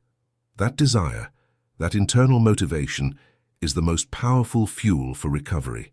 Doctor. Finch chose an approach of extreme caution, which inadvertently reinforced dependence and fear. I chose an approach of realistic hope, of gradual challenges, of believing in their potential. Regina let out a scornful laugh. Realistic hope? That's not medical methodology, it's self-help nonsense. Richard, please don't let sentimentality cloud your judgment. Think of your daughters. That's exactly who I'm thinking of, Richard replied, his voice firm. He turned to the triplets, crouching to be at their eye level. Girls, I want you to tell me the truth. Did the exercises with Eleanor ever hurt you? Did you feel pain? Fear? All three shook their heads. On the contrary, Dad, Mary answered. For the first time in a long time, we're not afraid to try anymore. Eleanor always asks if we're tired or in pain, Claire added. And it's fun, Laura finished. Not boring and scary like Dr. Finch's exercises. Richard nodded, standing up. His face had transformed, the decision clear in his eyes. Regina, I thank you for your years of service. But I believe it's time for us to follow a different path. The physiotherapist's face went white. You're firing me because of her, she pointed at Eleanor, incredulous. I'm opting for a different approach to my daughter's treatment, Richard replied, diplomatic but firm. One that seems to be bringing positive results. Regina was silent for a few seconds, absorbing the blow. When she spoke again, her voice was laced with a threat. This is a terrible mistake, Richard. A mistake your daughters may pay for with their health. And be assured, as a medical professional, I will be obligated to report this situation to the proper authorities. This could be considered parental neglect. Richard's face hardened. Do what you feel is necessary, Regina. I am fully confident that any independent medical evaluation will confirm my daughter's healthy progress. Regina gathered her bag and briefcase, her abrupt movements betraying her barely contained fury. You will regret this, she said, heading for the door. Especially you, Miss Vance. Don't think this is over. When the door slammed shut behind her, a heavy silence fell over the room. Richard ran a hand through his hair, sighing deeply. Well, that was intense. The triplets looked worried. Is she going to cause trouble, Dad? Mary asked. Richard knelt before his daughters again. Don't you worry about that. We're doing what's right for you, and that's what matters. He turned to Eleanor, his gaze now softer, almost shy. I think we need a new physiotherapy plan. Do you know any professional who could help us? Someone with a more progressive approach? Eleanor smiled. Actually, I do. A physiotherapist who used to work with the circus artists. He specialized in rehabilitating serious injuries, always focusing on a full return to activity. Perfect. Can you contact him? Of course, Eleanor replied. That night, after putting the girls to bed, Eleanor sat on the veranda looking at the stars over the river. The day had been an emotional roller coaster. The revelation to Richard, the girls' demonstration, the confrontation with Regina, the physiotherapist's dismissal. Regina would surely make good on her threat. She would do everything in her power to discredit Eleanor and regain her position. Difficult days lay ahead, but looking at the starry sky, Eleanor felt a peace she hadn't experienced in a long time. She had made a difference. She had believed when everyone else doubted. She had brought back hope where there was only resignation. Mom, Dad, she whispered to the stars, as she did every night. I think I'm doing something important here. Something you would be proud of. A gentle breeze caressed her face, as if the universe were confirming her words. The next morning began with an unexpected phone call. Richard took the call in his office, and Eleanor, who was passing in the hallway with the triplets' breakfast, heard his voice grow tense. I understand. Yes, I'm aware of the risks. No, I completely disagree with that assessment. Of course, you can come and check. We are completely open to it. When he hung up, Richard looked worried. Seeing Eleanor standing in the doorway, he sighed deeply. Regina filed a complaint with Child Protective Services, he explained, running a hand through the graying hair at his temples. She alleged that I'm putting my daughters at risk by allowing unapproved experimental treatments by unqualified professionals. Eleanor's stomach sank. I'm so sorry, Richard. I didn't mean to cause trouble for you and the girls. He stood up and came closer, surprising her by lightly touching her arm. You haven't caused any trouble, Eleanor. Quite the opposite. You opened my eyes to something I should have realized a long time ago. He paused, his green eyes fixed on hers. Regina manipulated the situation. I'm sure of it now. For 3 years, she kept my daughters in a state of dependency that primarily benefited herself. He moved away, walking to the window. Child Protective Services will visit tomorrow. They want to assess the girls, talk to us. It's standard procedure when they receive this type of complaint. What can we do? Eleanor asked, worried about the implications. The truth, Richard answered, turning with determination in his eyes. We'll show them exactly what you've been doing, how the girls are progressing. And today I'll schedule appointments with independent specialists to evaluate their current condition. Eleanor nodded, admiring his firmness. I managed to contact George, the physiotherapist I mentioned. He's interested in assessing the girls. Excellent. The more professional opinions we have, the better. The triplets, fortunately, were oblivious to the storm that was brewing. It was their birthday, and the excitement for the party planned for that afternoon dominated their thoughts. Do you think we'll be able to stand up to blow out the candles? Asked Claire, as Eleanor helped her with breakfast. If you want to and feel comfortable, yes, Eleanor replied with a smile. But no pressure, okay?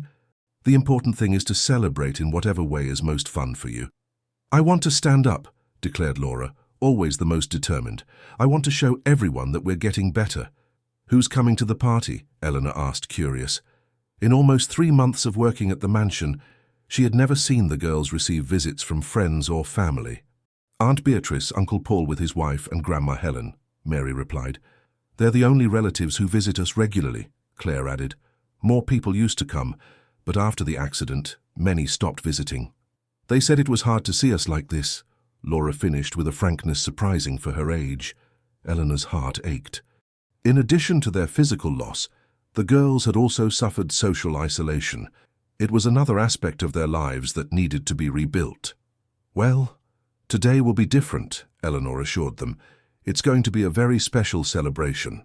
During the morning, while the triplets had their lesson with Denise, Eleanor helped Mrs. Gable with the party preparations. Colourful balloons decorated the main living room. A large happy birthday banner hung over the cake table, and small party favours were arranged for the guests. Richard, despite his concern over Regina's complaint, made a point of leaving the office early to help. Together, he and Eleanor finished the decorations, working in silent sync, exchanging occasional smiles. Thank you, he said suddenly as they were hanging paper stars from the ceiling. For what? Eleanor asked, holding the ladder he was on. For bringing joy back to this house, he replied, coming down the last few steps. He stood momentarily very close to her, his eyes meeting hers. It wasn't just the girls who had lost hope, I had too. Eleanor felt her face flush at the intensity of his gaze. There was something new there, something that went beyond gratitude. The moment was broken by the sound of the doorbell. The first guests had arrived. The afternoon passed like a dream. Beatrice, Richard's sister, couldn't hold back tears as she saw her nieces demonstrating their progress, managing to stand and take a few steps with support. Paul, Richard's older brother, applauded enthusiastically at every small achievement. And Helen, their paternal grandmother, an elegant woman in her 70s, watched everything with eyes shining with pride. It's a miracle, she commented to Eleanor, holding her hands between her own wrinkled ones. When Richard told me last night, I could hardly believe it. 3 years of despair and then you arrive and change everything. It wasn't a miracle, Mrs. Sterling, Eleanor replied humbly. It was hard work, mostly from the girls. They are incredibly determined. Just like their mother was, the old woman remarked with a nostalgic smile. Anne never gave up on anything easily either. The moment of blowing out the candles was especially emotional. With help from Eleanor and Richard, the triplets stood before the cake, each holding a small decorated cane that Richard had hastily arranged for that morning. As everyone sang Happy Birthday, their faces glowed with pride and happiness. Make a wish, Eleanor encouraged when they finished singing. The three closed their eyes for a moment, concentrating before blowing out the 8 little candles together. What did you wish for? Asked Paul, curious. You can't tell, Uncle, or it won't come true, Laura replied, laughing. After the party, when the last guests had left and the girls were tucked in bed, exhausted but radiant, Richard invited Eleanor for one last coffee on the veranda. The night was clear, the full moon reflecting on the river like a silver path. Today was perfect, he commented, pouring her a cup. I haven't seen my daughters this happy in, well, a very long time. They deserved this day, Eleanor replied, and so did you. Richard watched her for a moment as if internally debating something. Finally, he put his cup down and leaned forward slightly. Eleanor, there's something I need to tell you. Something I've been thinking about since I saw what you achieved with the girls. Eleanor's heart involuntarily sped up. There was an intensity in his gaze that made her both nervous and hopeful. What? She asked, almost in a whisper. Before Richard could continue, the sound of the doorbell shattered the moment. He frowned, checking his watch. Who could that be at this hour? He got up and went to the door. Eleanor remained on the veranda, trying to calm her racing heart. What was Richard going to say? And why did she feel this internal flutter, this anticipation? Raised voices from the hall interrupted her thoughts. She stood up and walked over, finding a tense scene. Regina was standing at the door, accompanied by a man in a suit who introduced himself as Dr. Maurice Shaw from the Regional Physiotherapy Board.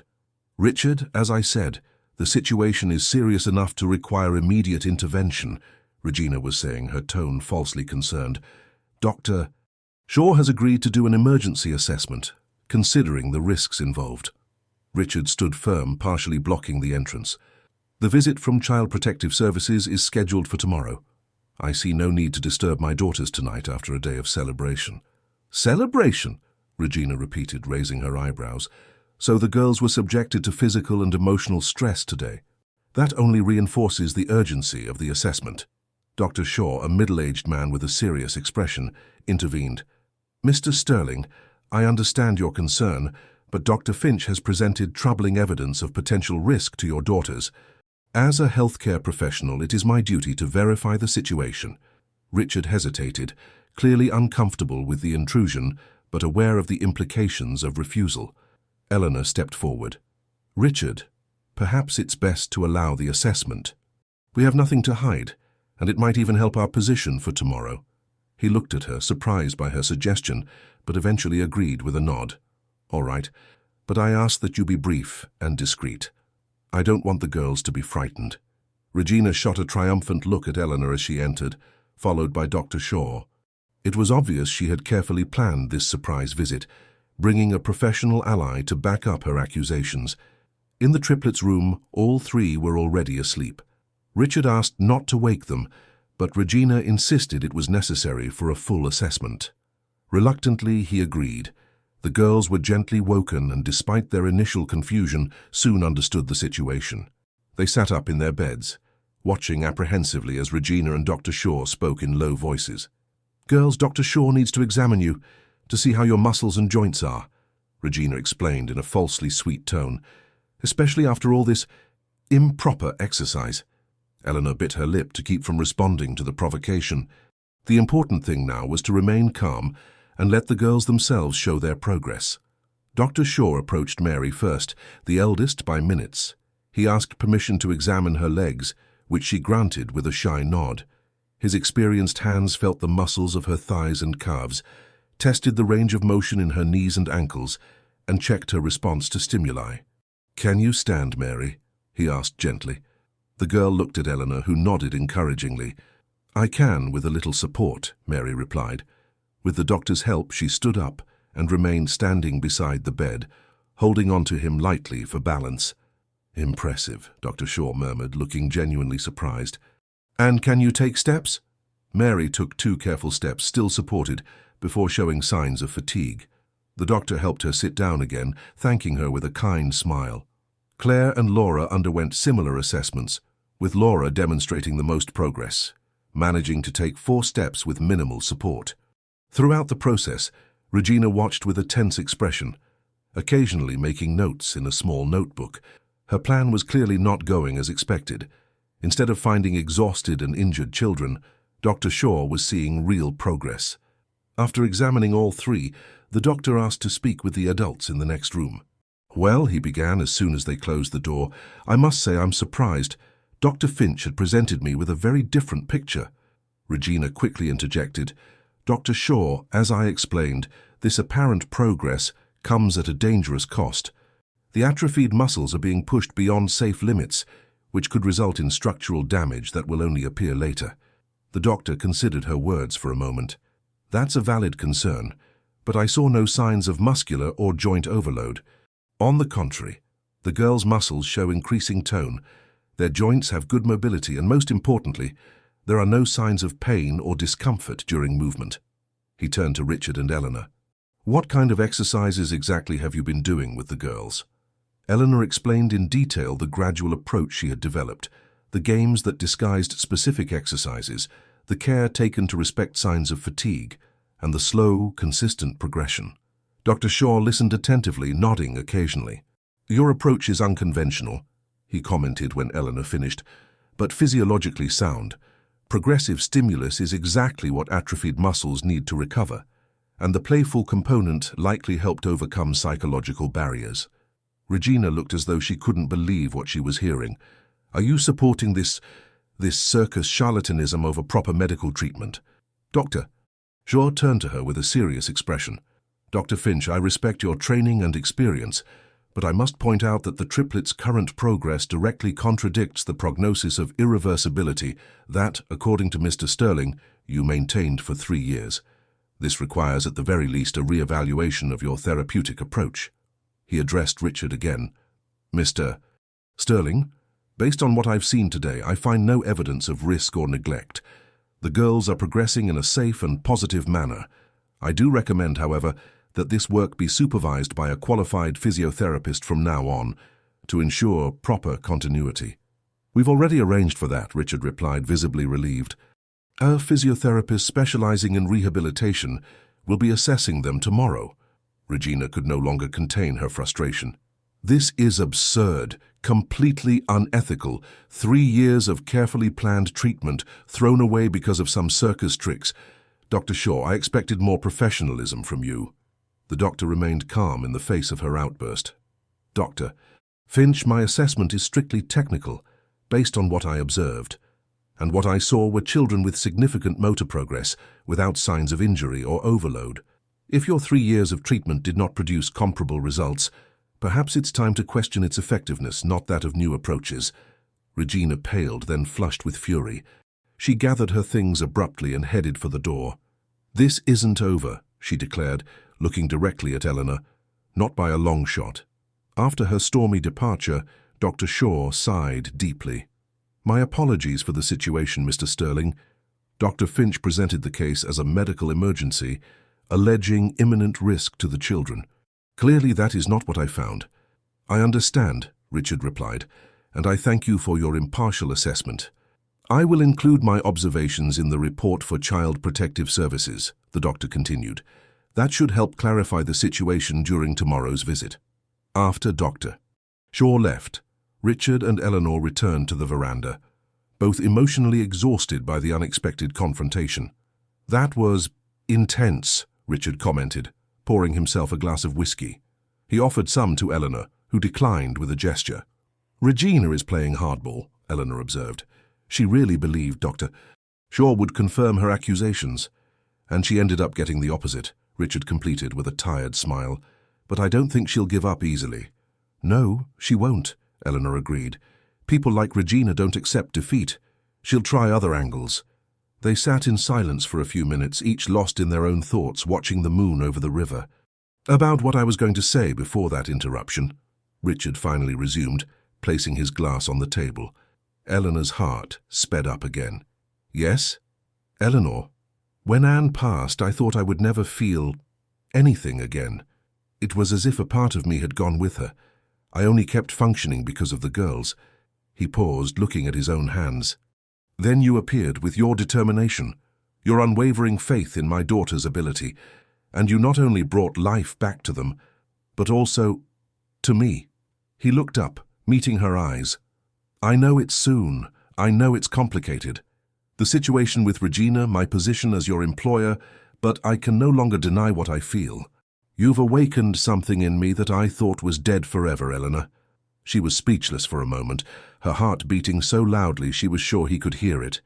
It was true that she had also felt something growing between them, something that went far beyond gratitude or mutual admiration.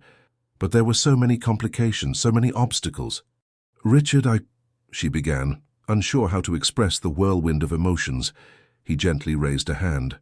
You don't have to answer now. I know it's a lot to process. I just wanted you to know. He smiled, a smile that was both melancholy and hopeful.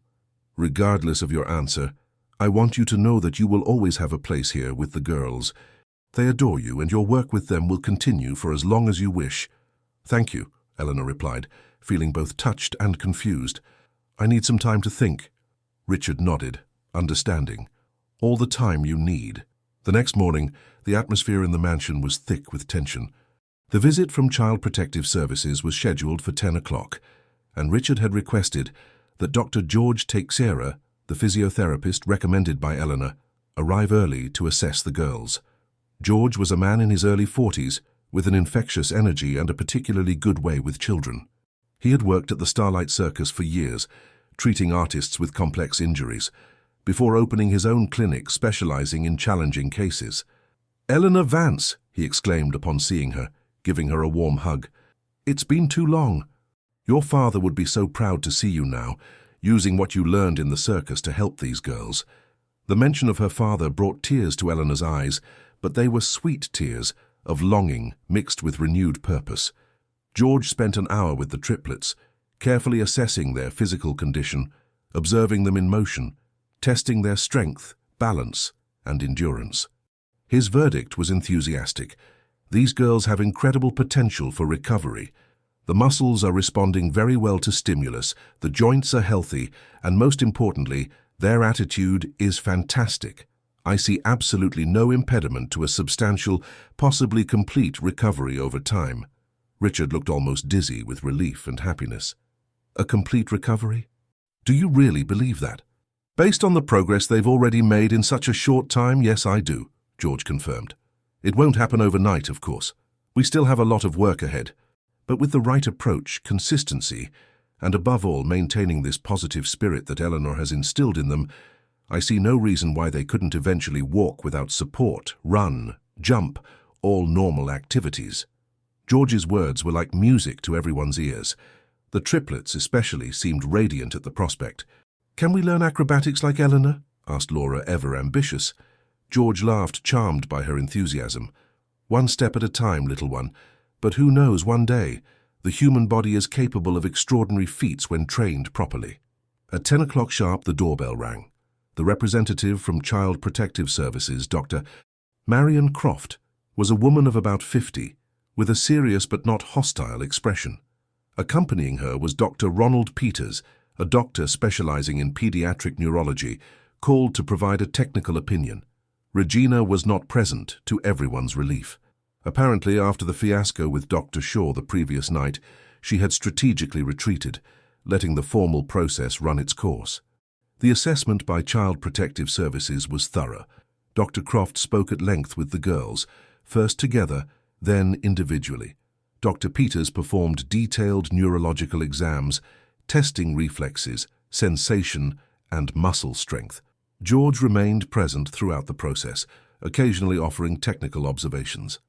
Richard and Eleanor were interviewed separately about the girls' development, the methods used, and the situation with Regina.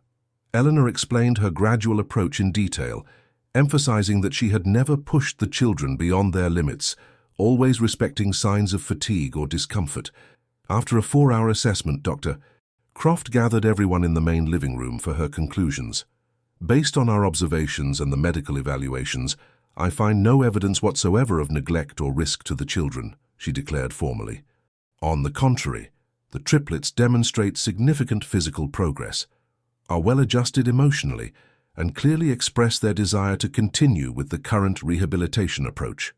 Dr. Peters added, "From a neurological standpoint, there are no contraindications to the program being implemented. The girls show no signs of excessive muscular or joint stress. The gradual and playful approach seems to be working remarkably well." Dr. Croft concluded, "Therefore, Child Protective Services sees no need for intervention.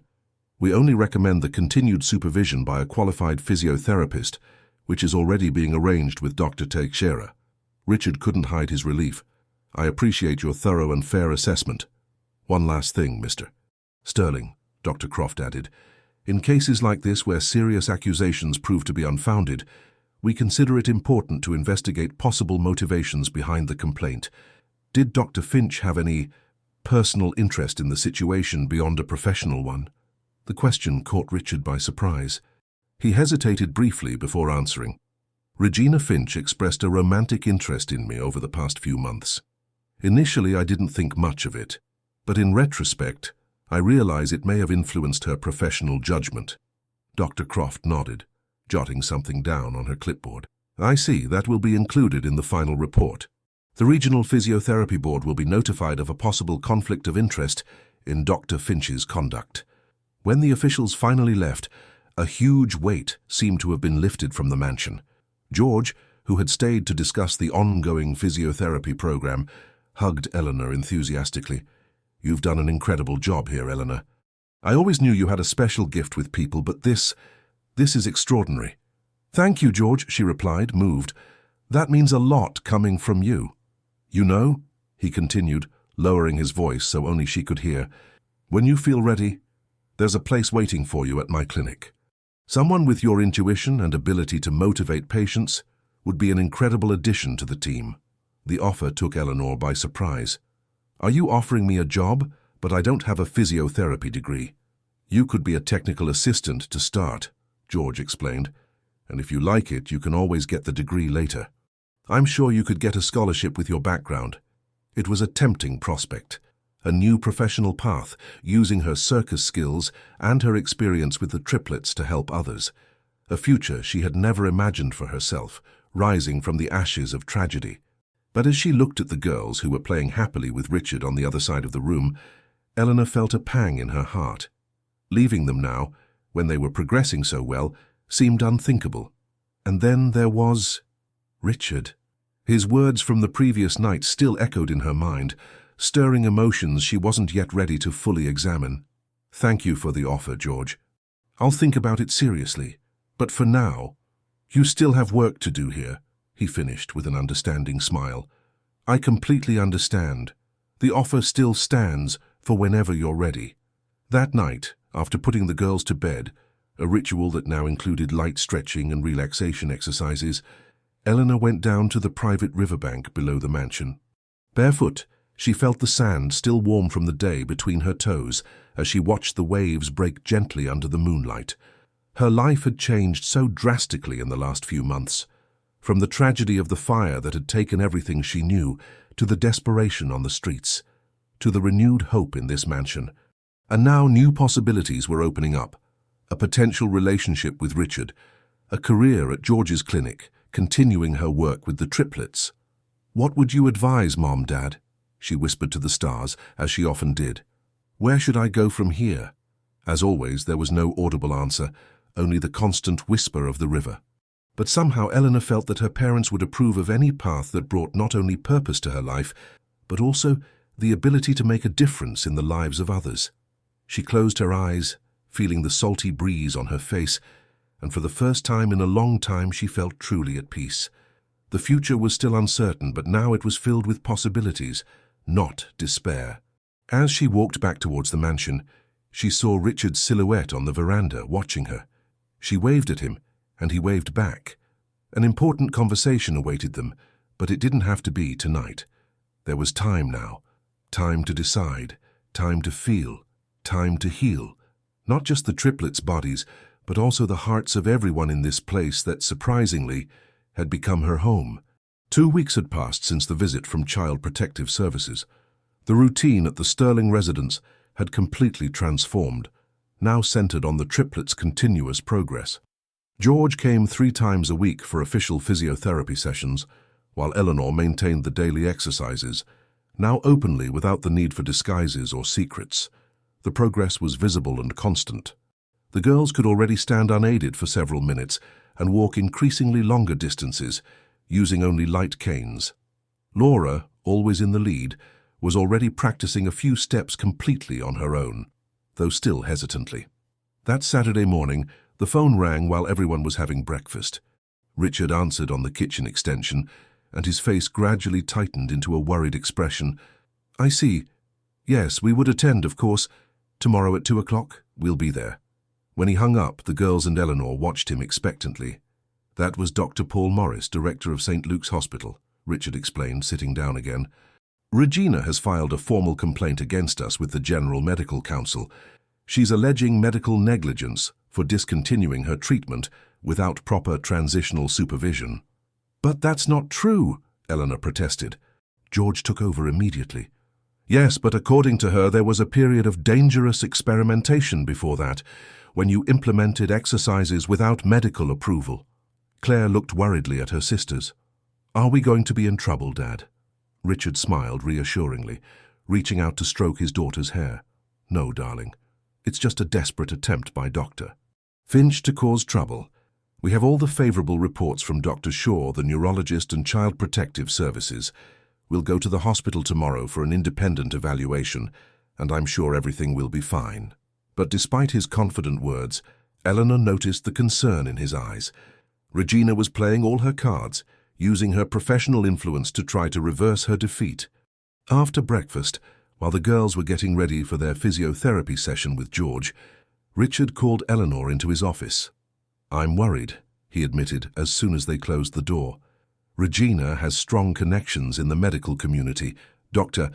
Morris is known for being extremely conservative on matters of treatment protocols. Do you think he might give an unfavorable opinion, even with all the girls' visible progress? Richard sighed, running a hand through his slightly graying hair. It's possible. He might consider that, regardless of the results, the method was irregular from the standpoint of standard medical procedures. Eleanor felt a tightness in her chest. Could all the progress, all the recovered joy, be threatened by bureaucratic technicalities? What can we do? Richard sat behind his desk, thoughtful. George is drafting a detailed report on the girl's current condition and the recovery program. I'll request that Dr. Shaw and the neurologist from Child Protective Services also send their opinions. The more professional backing we have, the better. He paused, looking directly at Eleanor. But there's another issue that concerns me. Regina will certainly focus on the fact that you have no physiotherapy training. She'll paint you as an irresponsible amateur who put children at risk. I understand, Eleanor replied, feeling the weight of that truth. As well-intentioned as her actions had been, as effective as the results were, the fact remained. She had no formal credentials. I've been thinking, Richard continued, getting up and walking to the window, that perhaps it's time to formalize your position here, no longer as a housekeeper, but as a specialized movement consultant, perhaps? George could endorse that designation, considering your circus experience. Eleanor pondered the suggestion. It was an attempt to give formal legitimacy to her work, protecting her and the girls from accusations of medical impropriety. It could work, she replied. But at the end of the day, what really matters are the results, right? The girls are visibly improving. That has to count for more than any technicality. It should, Richard agreed. But that's not always how the world works. Their gazes met, and Eleanor once again felt that deep connection that had been growing between them. Since the night Richard had expressed his feelings, they hadn't directly revisited the subject. There was a tacit agreement to focus first on the girls' recovery and resolving the situation with Regina. But the looks, the casual touches, the conversations that stretched late into the night on the veranda, all indicated that those feelings hadn't diminished, only awaited the right moment to be addressed again. We'll face this together, Eleanor said finally, breaking the charged silence. Like we've done so far. Richard smiled, and the smile reached his eyes, momentarily lessening the lines of worry. Together, he repeated, like a promise. Sunday dawned sunny, but the atmosphere in the mansion was tense. The triplets, sensing the adults' anxiety, were unusually quiet during breakfast. Are we going to show the doctor everything we can do? Laura finally asked as Eleanor poured orange juice. Yes, sweetie, Eleanor replied, trying to sound confident. You just need to be natural and do what you've been doing every day. Your best. Richard had hired a special adapted transport to take the girls to the hospital. Although they could now walk with support, longer distances were still a challenge, and the visit was likely to be draining. St. Luke's Hospital was one of London's most prestigious, specializing in neurology and rehabilitation. Dr. Paul Morris awaited them in his office, a tall, thin man of about 60, with a stern expression that didn't soften even upon seeing the triplets. Mr. Sterling, he greeted formally, extending a hand to Richard. "I see you've brought your daughters," and his gaze lingered on Eleanor, appraisingly. "Miss Vance, I presume?" "Yes," Richard replied. "Eleanor is a fundamental part of the girls' rehabilitation team." The doctor raised his eyebrows slightly but made no comment. "Please follow me to the assessment room.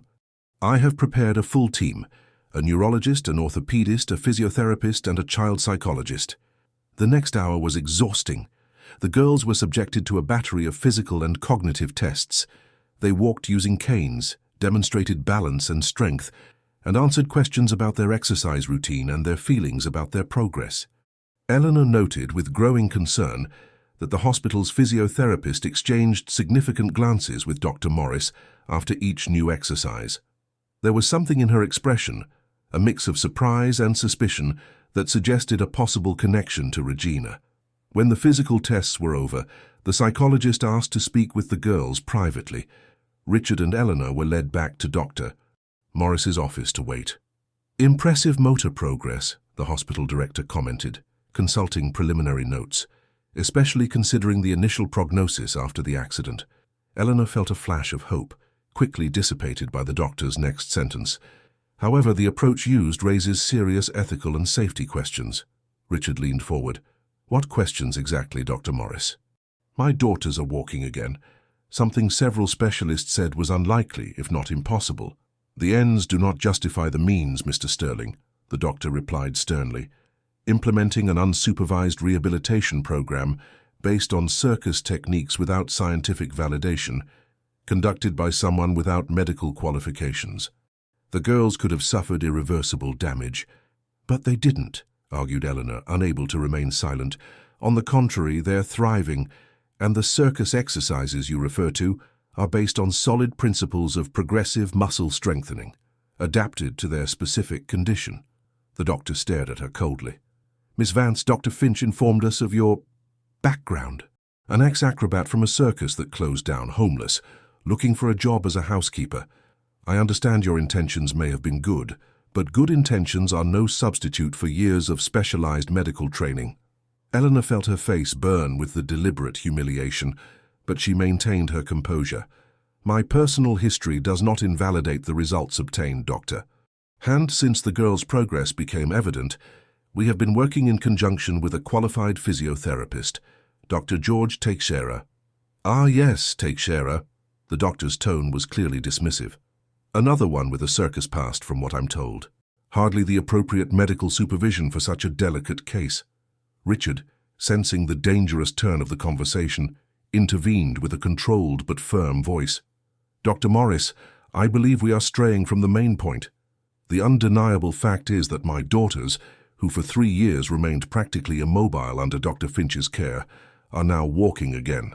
This progress has been documented and validated by multiple independent professionals, including a neurologist, appointed by Child Protective Services itself." The doctor adjusted his glasses, clearly uncomfortable with the direct argument. "Mr. Sterling, no one is questioning the progress itself. The issue is the method and the risks involved.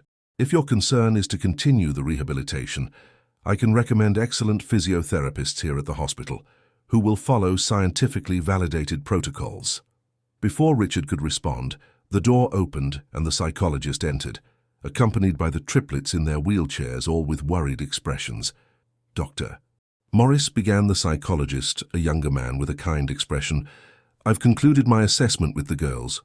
"And?" the director asked expectantly. "And I must say, I have rarely seen children with such a history of trauma who are so well adjusted emotionally. They have an extremely healthy relationship with their physical progress, realistic yet optimistic, determined without being obsessive, and remarkably resilient." Dr. Morris seemed momentarily taken aback.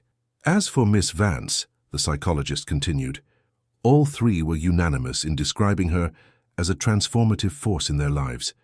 According to them, and I'm quoting directly, Eleanor showed us we could do things everyone said were impossible." Richard couldn't suppress a proud smile. Eleanor felt tears forming, which she quickly blinked away. "Interesting," murmured Dr. Morris, clearly not expecting such a positive evaluation. "And did they mention any—" discomfort or pain during the exercises implemented by Miss Vance. On the contrary, the psychologist replied, they described the exercises as fun and challenging in just the right way. The only negative association they expressed was in relation to their previous sessions with Dr. Finch, which they described as scary and always the same. Doctor, Morris frowned, drumming his fingers on the desk. It was evident that the psychological assessment did not align with the narrative Regina had constructed. Very well, he said finally. Let us await the full results of the physical examinations before drawing any conclusions. The results arrived an hour later while they waited tensely in the waiting room. The neurologist and the orthopedist entered together, carrying folders with scans and reports. Dr. Morris, began the neurologist, a middle-aged woman with a competent air, we have completed our evaluation of the Sterling triplets. And, the director seemed impatient, and the results are remarkable, she continued, opening a folder with images. Neuromuscular function shows significant improvement compared to the exams from 6 months ago. There is evident recovery in muscle density, especially in the quadriceps and calves, and an increase in peripheral nerve conduction velocity. The orthopedist, a bald man with a serious expression, added, the bone structure is responding positively to the controlled stress of weight-bearing. There are no signs of abnormal joint wear or structural overload. In fact, considering the previous atrophy, the recovery of bone density is above expectations for the intervention period. Dr. Morris seemed increasingly uncomfortable with the positive assessments from his own team. And what about the unconventional methods used? Are there any concerns about potential long-term damage? The neurologist and the orthopedist exchanged glances. Based on the current data, the neurologist replied carefully, we have not detected any indicators of damage or improper stress. On the contrary, the pattern of recovery suggests a gradual and consistent approach that respects the patient's physiological limits. We need to consider the results, Dr. Morris, the orthopedist added. Whatever the method used, it is producing physical recovery consistent with the best practices of rehabilitation. Richard couldn't hide his relief and satisfaction. Eleanor remained cautiously optimistic, observing the internal conflict of the hospital director, torn between his prior convictions and the undeniable evidence before him. After a long moment of reflection, Dr. Morris finally spoke. Well, it seems my team is unanimous in their positive assessment. I cannot ignore the expertise of my own specialists. He paused, adjusting his glasses. Mr. Sterling, given the circumstances, I see no basis to support Dr. Finch's complaint regarding current risks to your daughter's health. Richard nodded, maintaining a neutral expression despite the clear victory. However, the doctor continued, I must insist that from now on the entire rehabilitation program be formally supervised by qualified professionals. Miss Vance may continue to be involved given her special connection with the girls, but under proper medical guidance. We are already doing exactly that with Dr. Teixeira, Richard replied, and we plan regular consultations with a neurologist and an orthopedist to monitor their progress. Excellent, concluded Dr. Morris, clearly eager to end the meeting that had not gone as he had planned. In that case, I will write my official report recommending the continuation of the current treatment with the aforementioned safeguards. On the way back home, the girls were exhausted but triumphant. The tension of the day had been immense, but the outcome couldn't have been better. We saw Dr. Finch in the hallway when we were doing the tests, Mary commented, as the adapted car drove through the streets of London. She pretended not to see us. She looked angry, Claire added. Very angry, Laura agreed. Do you think she'll leave us alone now, Dad? Richard exchanged a meaningful look with Eleanor before answering, I hope so, darling. I believe that after Dr. Morris's report, she will have no more arguments against our treatment. But Eleanor wasn't so sure. She had seen the look in Regina's eyes in the hospital corridor, not just anger, but a relentless determination. The physiotherapist had invested 3 years in this family, building a position of power and influence, nurturing the hope of eventually taking Anne Sterling's place. She would not give up easily. That night, after putting the girls to bed, Eleanor found Richard on the veranda, contemplating the river with a glass of wine in his hands. Upon seeing her, he poured a second glass and offered it to her. A quiet celebration, he said with a tired but satisfied smile. Today was a great victory. Eleanor accepted the glass, sitting in the chair next to him. It was. The medical team was surprisingly honest considering Dr. Morris's obvious bias. The evidence was undeniable, Richard replied. Even the most biased doctor couldn't deny what was right in front of him. They sat in silence for a few moments, enjoying the river breeze and the starry sky. Eleanor, Richard began finally, turning to face her. I think it's time we talked about us. Her heart quickened. In the past weeks since Richard's initial declaration, they had both tacitly agreed to postpone that conversation, focusing first on the girls and resolving the situation with Regina. But now, with another battle won, the subject inevitably resurfaced. We do, she agreed, placing her glass on the table. Richard took a deep breath as if gathering courage. In the months you've been here, something extraordinary has happened. Not just with my daughters, who are literally taking new steps in life, but with me as well. He paused, searching for the right words. After Anne passed, I thought I would never feel that kind of connection with someone again. I focused entirely on work and the girls, closing myself off to any other possibility. Eleanor listened intently, her own heart torn between hope and apprehension. Then you arrived, with your unwavering determination, your faith in the girls when everyone had given up, your unbreakable spirit even after everything you lost. His eyes met hers, intense and sincere, and I realized I was feeling something I thought had died forever. Something that scared me at first, but that I now recognize as love. The word hung between them, laden with meaning and possibilities. Richard, Eleanor hesitated, organizing her own tumultuous thoughts and feelings. I feel something for you too, something that grew gradually, almost without me realizing it. But there are so many complications. The difference in our backgrounds, he asked with an understanding smile. The fact that I was your employer, the girls. All of that, she confirmed. And also, I'm afraid I might be confusing gratitude with love. You offered me a home when I had nothing, a chance to start over when all seemed lost. Richard nodded, understanding her concern. And I'm afraid I might be confusing admiration with love. You brought my daughters back to life, restored hope to our home. They both smiled at the similarity of their doubts. Perhaps, Richard suggested, gently taking her hand in his, we need time to figure out exactly what we feel, without the pressure of immediate problems, without Regina's shadow, without the constant worry about the next obstacle. Perhaps, Eleanor agreed. But how would we do that? I still live and work here. The circumstances haven't changed. Richard reflected for a moment. What if we slightly change the arrangement? George has already mentioned you have the potential to become a professional physiotherapy assistant. We could formalize that, change your status from employee to external collaborator, with your own space. The idea had merit.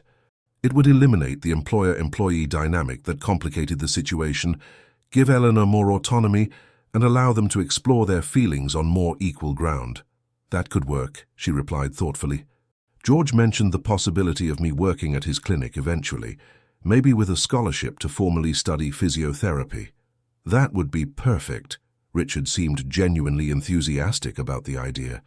You could continue the work with the girls while building a new career, and we could get to know each other better, as two independent adults, not as employer and employee. The prospect was tempting, a chance to explore their feelings without the complexity of the current power dynamic, to build something new and meaningful on a more solid foundation. I would like that very much, Eleanor finally replied with a smile. Richard leaned in slowly, giving her plenty of time to pull back if she wished. But Eleanor didn't pull back. When their lips met, it was as if something that had been incomplete finally found its other half. A soft, delicate kiss, full of promise and possibility. When they parted, they were both smiling, a little shy like teenagers after a first kiss, but also deeply satisfied, as if a new door had opened before them. The moment was interrupted by the shrill ring of the telephone. Richard hesitated, clearly reluctant to break the magic of the moment. It could be important, Eleanor said, so you should get it. He nodded and stood up to answer the extension on the veranda. Eleanor watched his expression gradually change from surprise to concern, then to something close to shock. How is that possible? He asked the person on the other end of the line. We've already refuted all her accusations. Yes, I understand the gravity. No, of course we'll be there. Thank you for the warning. When he hung up, his face was pale. What happened? Eleanor asked, alarmed. Richard sat back down, running a hand through his hair in a gesture of frustration. That was my lawyer. Regina has filed a new, much more serious accusation. He paused as if he could barely believe what he was about to say. She's alleging that you are psychologically manipulating the girls, that you're deliberately creating an emotional dependency, isolating them to gain control over them, and, by extension, over me and my fortune. Eleanor felt as if she'd been punched. What? That's absurd. How can she even suggest something like that? She presented evidence of a supposed pattern, your arrival in a state of financial desperation, the rapid connection with the girls, the dismissal of professionals who had worked with them for years, and now, he hesitated, visibly uncomfortable, our emerging romantic involvement. My God, Eleanor whispered, feeling sick. She's trying to paint me as some kind of con artist who planned this whole thing. That's exactly what she's doing, Richard confirmed, anger now evident in his voice. And the worst part is, she's managed to get Child Protective Services to schedule an emergency evaluation. A forensic psychologist is coming tomorrow to interview the girls. Eleanor felt the world spin around her. Just when everything seemed to be falling into place, when happiness finally seemed within reach, Regina had played her most desperate and potentially most destructive card. The girls will be devastated, she murmured, thinking immediately of the triplets. Another interrogation, more stress. I know it's a lot to ask, Richard said, holding her hands tightly, but we have to be strong for them. Regina is counting on us being destabilized. We can't give her that satisfaction. Eleanor took a deep breath, forcing herself to think clearly despite the shock and outrage. You're right. The girls are the priority. They need to feel that we are calm and confident, or they'll become anxious. Richard nodded, once again admiring the inner strength of this extraordinary woman. We'll face this as we've faced everything else, together with the truth on our side. That night, despite her emotional exhaustion, Eleanor took a long time to fall asleep. Regina's accusations swirled in her mind like a nightmare. What disturbed her most was not the falsity of the claims, but the grain of truth Regina had skillfully woven into her narrative. Eleanor had indeed arrived desperate, had indeed formed a quick and deep bond with the girls, had indeed developed feelings for Richard. The facts were true, but the malicious interpretation twisted them into something sinister, calculated. How could she defend herself against such an insidious distortion of reality? Mom, Dad, she whispered into the darkness of her room, I need your strength now more than ever. In the triplets' room, on the other side of the mansion, 3 small figures moved silently in the dim light.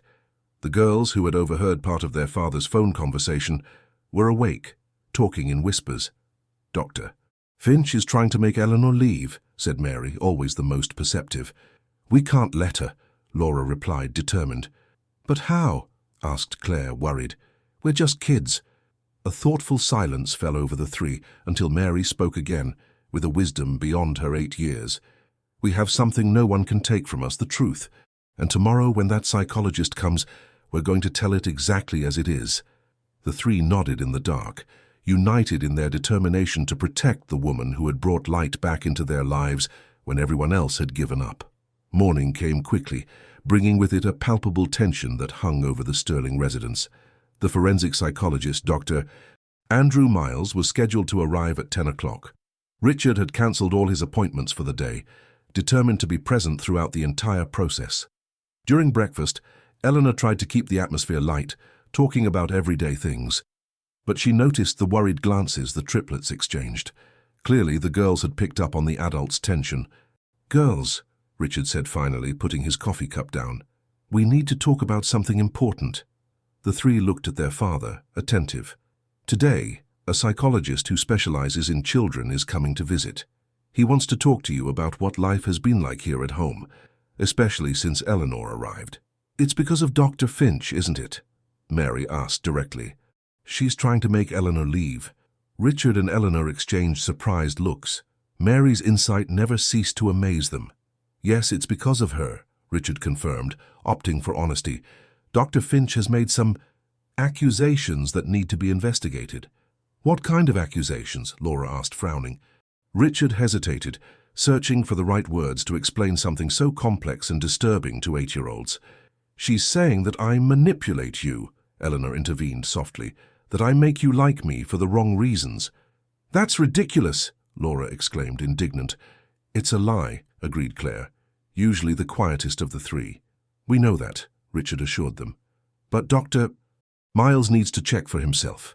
He's going to ask you questions individually and together. The most important thing is that you are completely honest. You don't need to try to protect anyone, not even Eleanor. Just tell the truth about how you feel, what's happened since she arrived, how the exercises have been. The truth is our best defense, Eleanor added. And I trust you completely to tell it. The girls nodded solemnly, understanding the seriousness of the situation. At 10 o'clock sharp, the doorbell rang. Dr. Andrew Miles was a man of about 50, with graying hair, discreet glasses, and a kind yet professional expression. He carried a briefcase and a small digital recorder. After the formal introductions, the psychologist explained his process. First, I'd like to speak with each of the girls individually.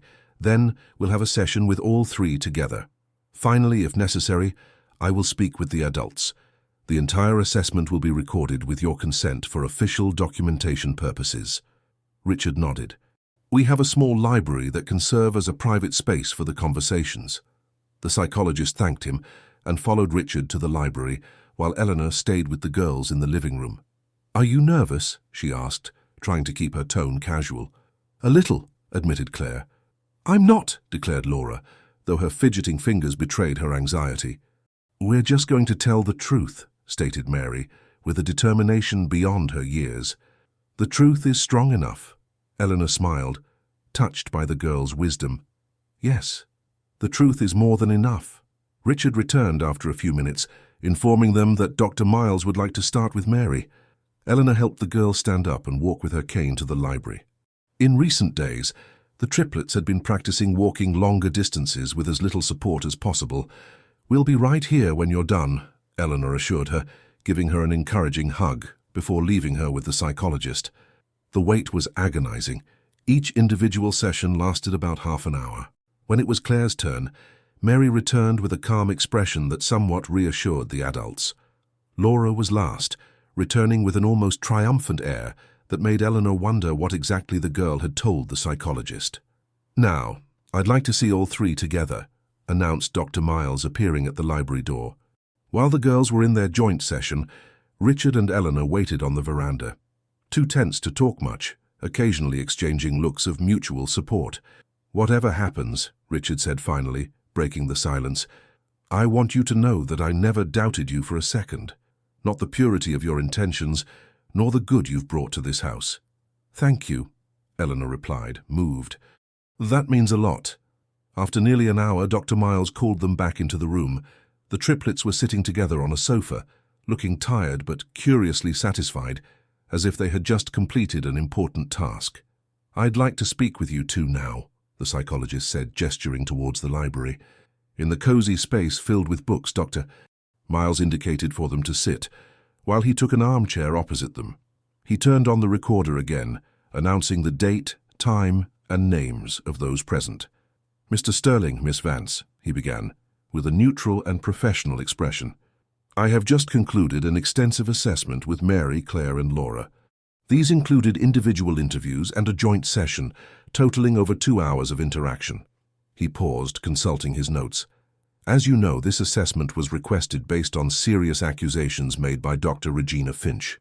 Specifically, the allegation that Miss Vance is psychologically manipulating the children to create emotional dependency, and through that, gain access to the Sterling family and its resources. Richard and Eleanor nodded silently, tense. I must say, the psychologist continued, that in 25 years of forensic practice, I have rarely encountered 3 children as articulate, self-aware, and emotionally stable as your daughters, Mr. Sterling. Particularly remarkable, considering the significant trauma they have experienced. Richard's face softened slightly, but he still awaited the conclusion. The girls described in consistent detail, both individually and together, the transformation in their lives since Miss Vance's arrival. They spoke of the exercises disguised as games, the renewed hope, and how they gradually regained not only physical strength, but also joy and self-confidence. Dr. Miles flipped through a few pages of notes. Particularly revealing was the contrast they drew between Dr. Finch's approach and Miss Vance's. According to them, and I'm quoting directly, Dr. Finch always said we were too fragile to try anything, while Miss Vance taught us we could be strong again.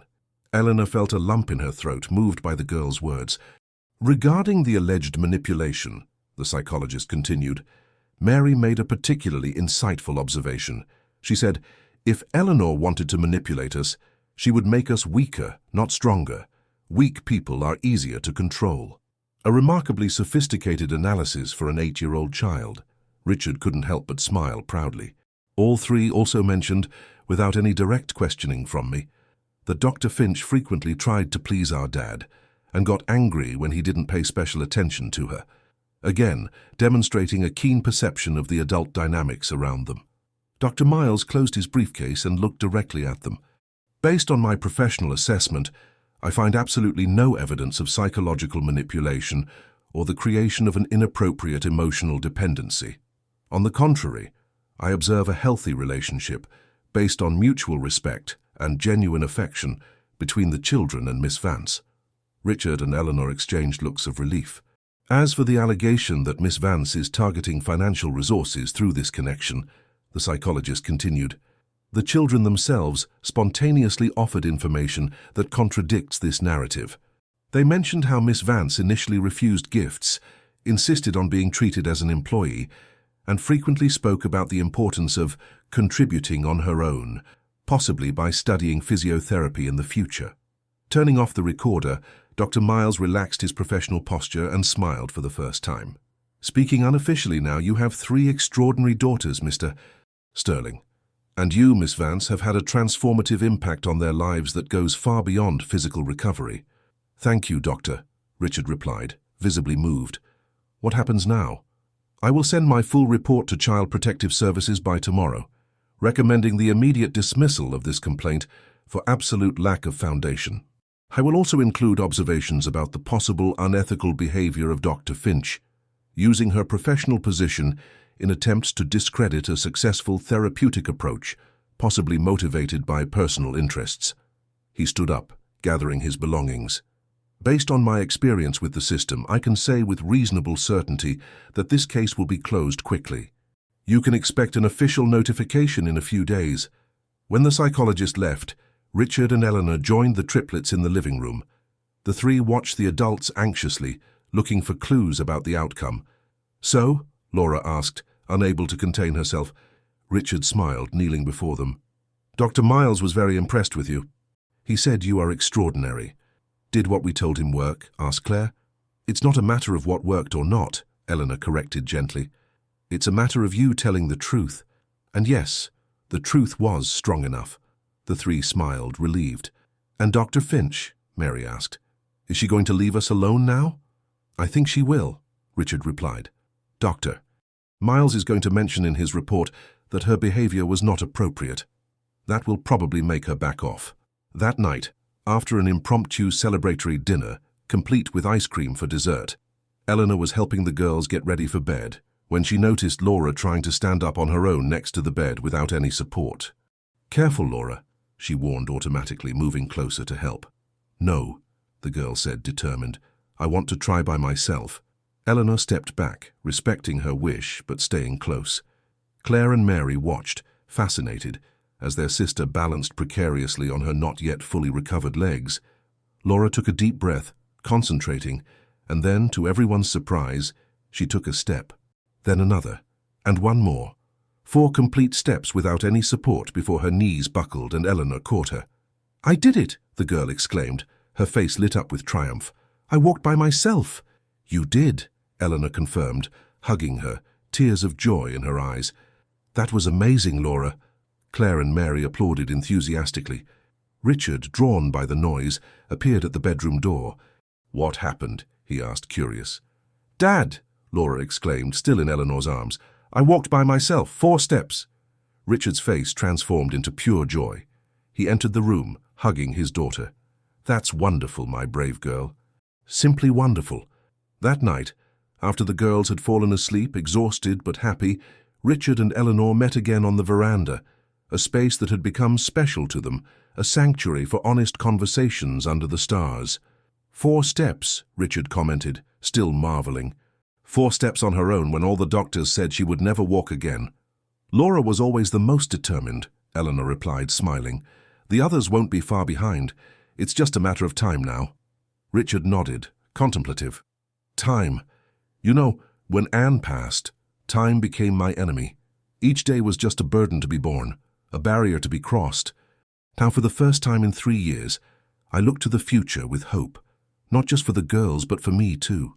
He looked at Eleanor, his green eyes intense in the soft light of the veranda. For us. Eleanor's heart quickened. Richard, there are still many complications. I know, he agreed, and I respect your need for time, for space to define your own path. I just want you to know that, whatever that path may be, I sincerely hope it crosses with mine. He reached out, gently touching her hand on the table. I'm not asking for promises or commitments now, just the possibility of us discovering together, over time, what we can build. Eleanor intertwined her fingers with his, feeling the connection that had grown silently but steadily between them. I think I can promise that, she replied softly. The possibility. 3 months passed since that night. Spring had arrived in London, bringing flowers and longer days. The Sterling residence had transformed in many ways, reflecting the changes in the lives of its inhabitants. The Triplets' wheelchairs had been replaced by light canes, which were used less and less frequently. Laura could already walk unsupported throughout the house, though she still tired over longer distances. Claire had mastered the art of going up and down stairs, holding only onto the banister. Mary, always the most cautious, progressed at her own pace, slower but just as steady. George continued to supervise the physiotherapy program, now with Eleanor as his official assistant. She had started a technical course in occupational therapy, the first step towards eventually studying physiotherapy formally. As agreed, Eleanor no longer lived at the mansion as an employee. She had rented a small flat nearby, where she spent her evenings and free weekends. During the day, she worked with the girls as an assistant therapist, a professional position with set hours and boundaries. This new arrangement allowed her and Richard to explore their emerging relationship on more equal ground. They went out for occasional dinners, to the theatre, and had long conversations. They were discovering each other as adults, as a man and a woman, beyond the roles of employer and employee that had initially defined them. The girls watched this evolution with undisguised approval, frequently creating coincidences that left the two alone, or mentioning how convenient it would be if Eleanor lived closer. Regina had completely disappeared from their lives after Dr. Miles's devastating report.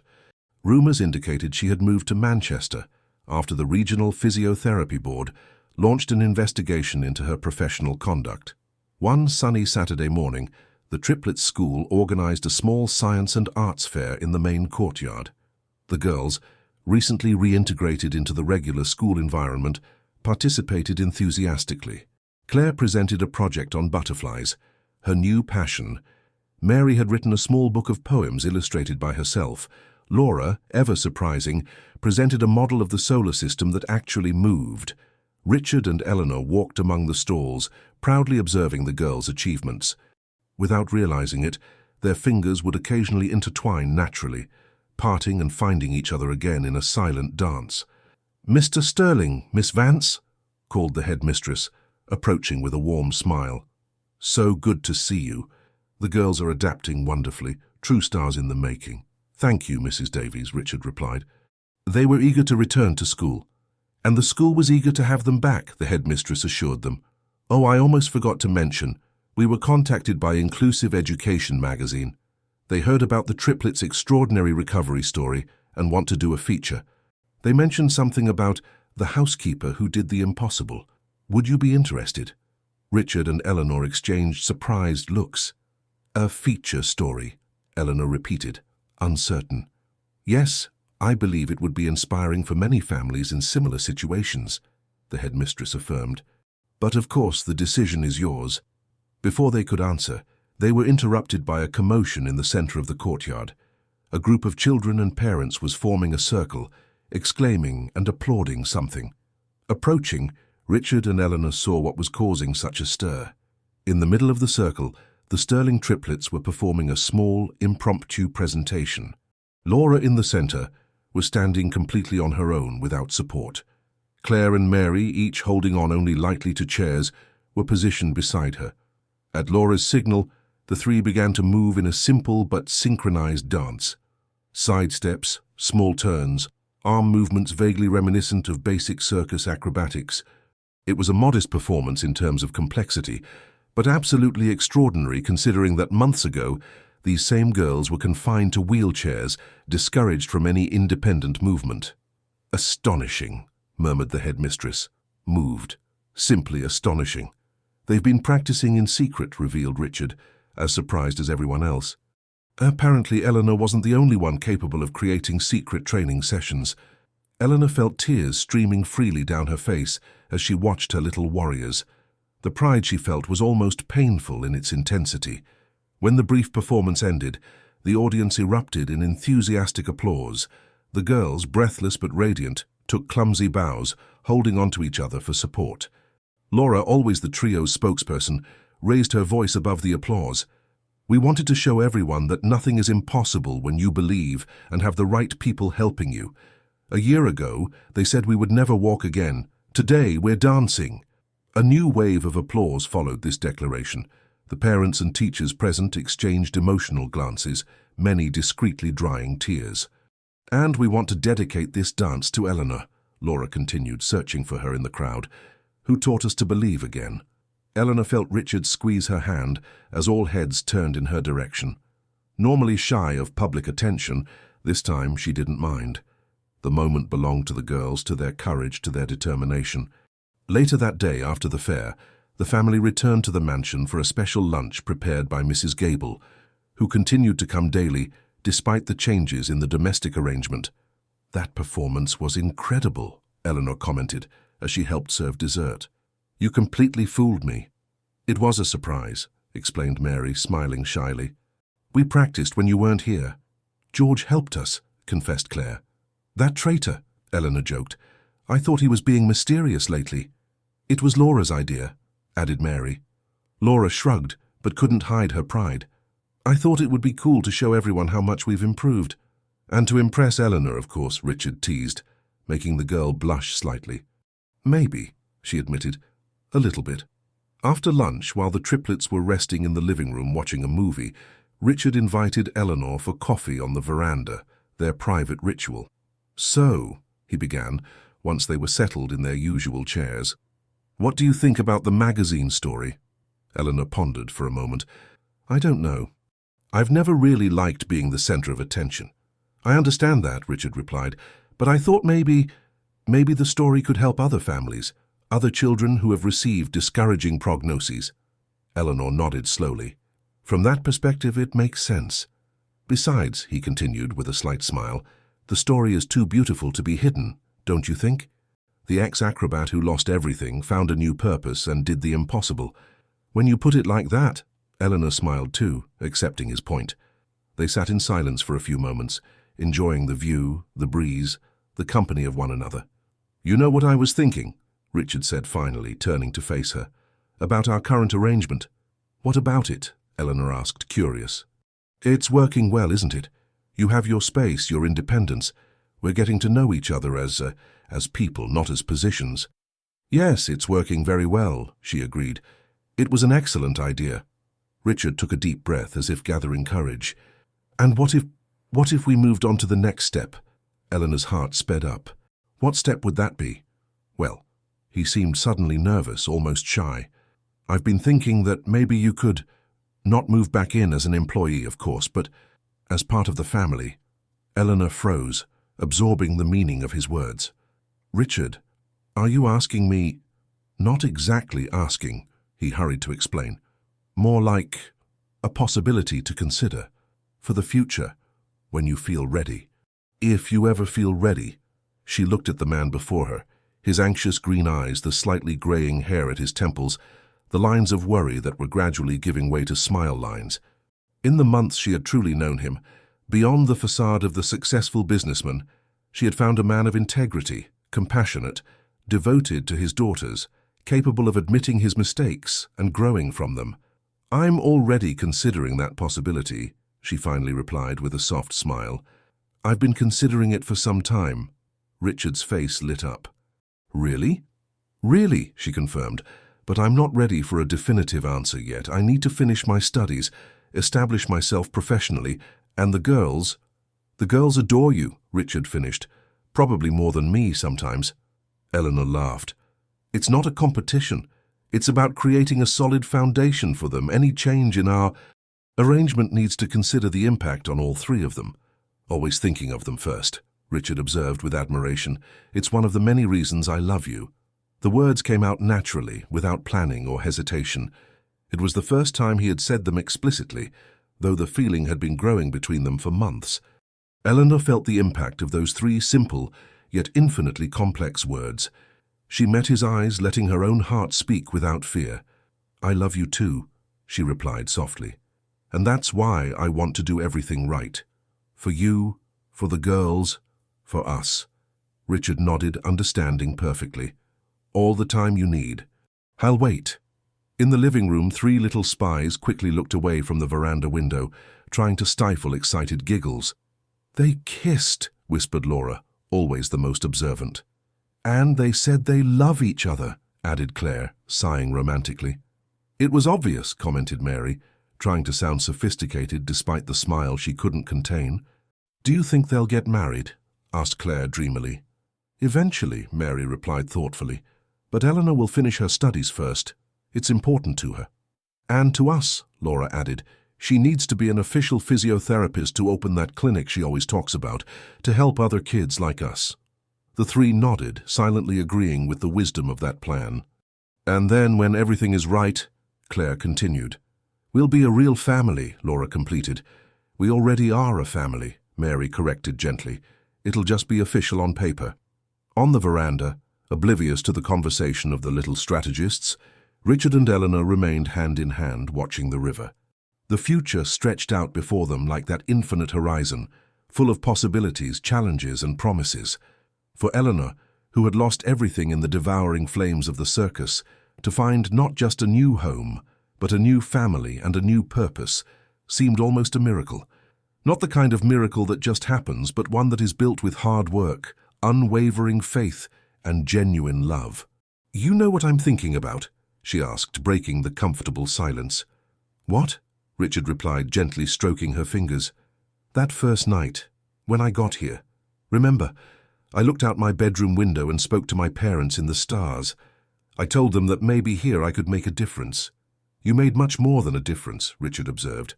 "It wasn't just me," Eleanor corrected. "It was the girls too, with their incredible courage. It was you for being willing to try something new when all seemed lost. It was George. It was even Regina, in a way, for giving us something to fight against." Richard smiled, understanding. "A real family, then, each contributing in their own way." "Exactly," Eleanor agreed. "And whatever path we follow from here, that's what matters. That we continue together, believing in each other, lifting each other up when we fall." At that moment, the veranda doors opened and the triplets appeared, trying to look casual despite their poorly concealed smiles. "We finished the movie," announced Laura. "And we thought of something fun to do," continued Claire. "A family photo in the garden," completed Mary, "to record our progress." Richard and Eleanor exchanged amused glances, perfectly aware that the girls had likely overheard part of their conversation. "A family photo?" Richard repeated. "That sounds like a great idea." Eleanor nodded, standing up. "Let's go then."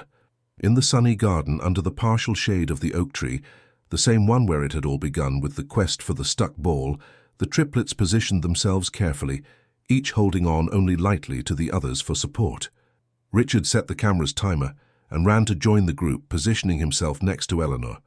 In the final second before the click, Laura let go of her sisters completely and stood tall, independent, her arms open in a triumphant gesture. Claire and Mary, surprised but inspired, followed her example.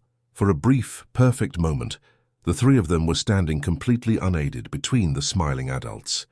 The camera captured that magical instant. 5 people united not just by overcome adversity, but by a shared hope for the future. A family built not by blood, but by the deliberate choice to believe in each other when no one else did. 3 months later, that same photograph would grace the cover of Inclusive Education magazine, accompanied by the headline, "The Impossible Made Possible: How an Ex-Acrobat Revolutionized the Lives of 3 Girls." The story would go viral, inspiring families across the country to seek alternative approaches, to question discouraging prognoses, and to never give up. The rehabilitation clinic that Eleanor and George would eventually open, specializing in cases considered hopeless by traditional medical approaches, would have a months-long waiting list. The sterling triplets, now perfectly able to walk, run, and even dance, would become unofficial ambassadors, visiting other children to share their stories of overcoming. And as for Eleanor and Richard? As Eleanor always told her patients, what's important isn't how fast you move forward, but the direction you're heading. For a woman who had lost everything in the flames, for a man who believed his ability to love had died with his wife, and for 3 girls who were told they would never walk again, the direction was unequivocally forward. Together, step by step, building the impossible with each new day. Well, that would be another story, one that would unfold in its own time, at its own pace. End of story.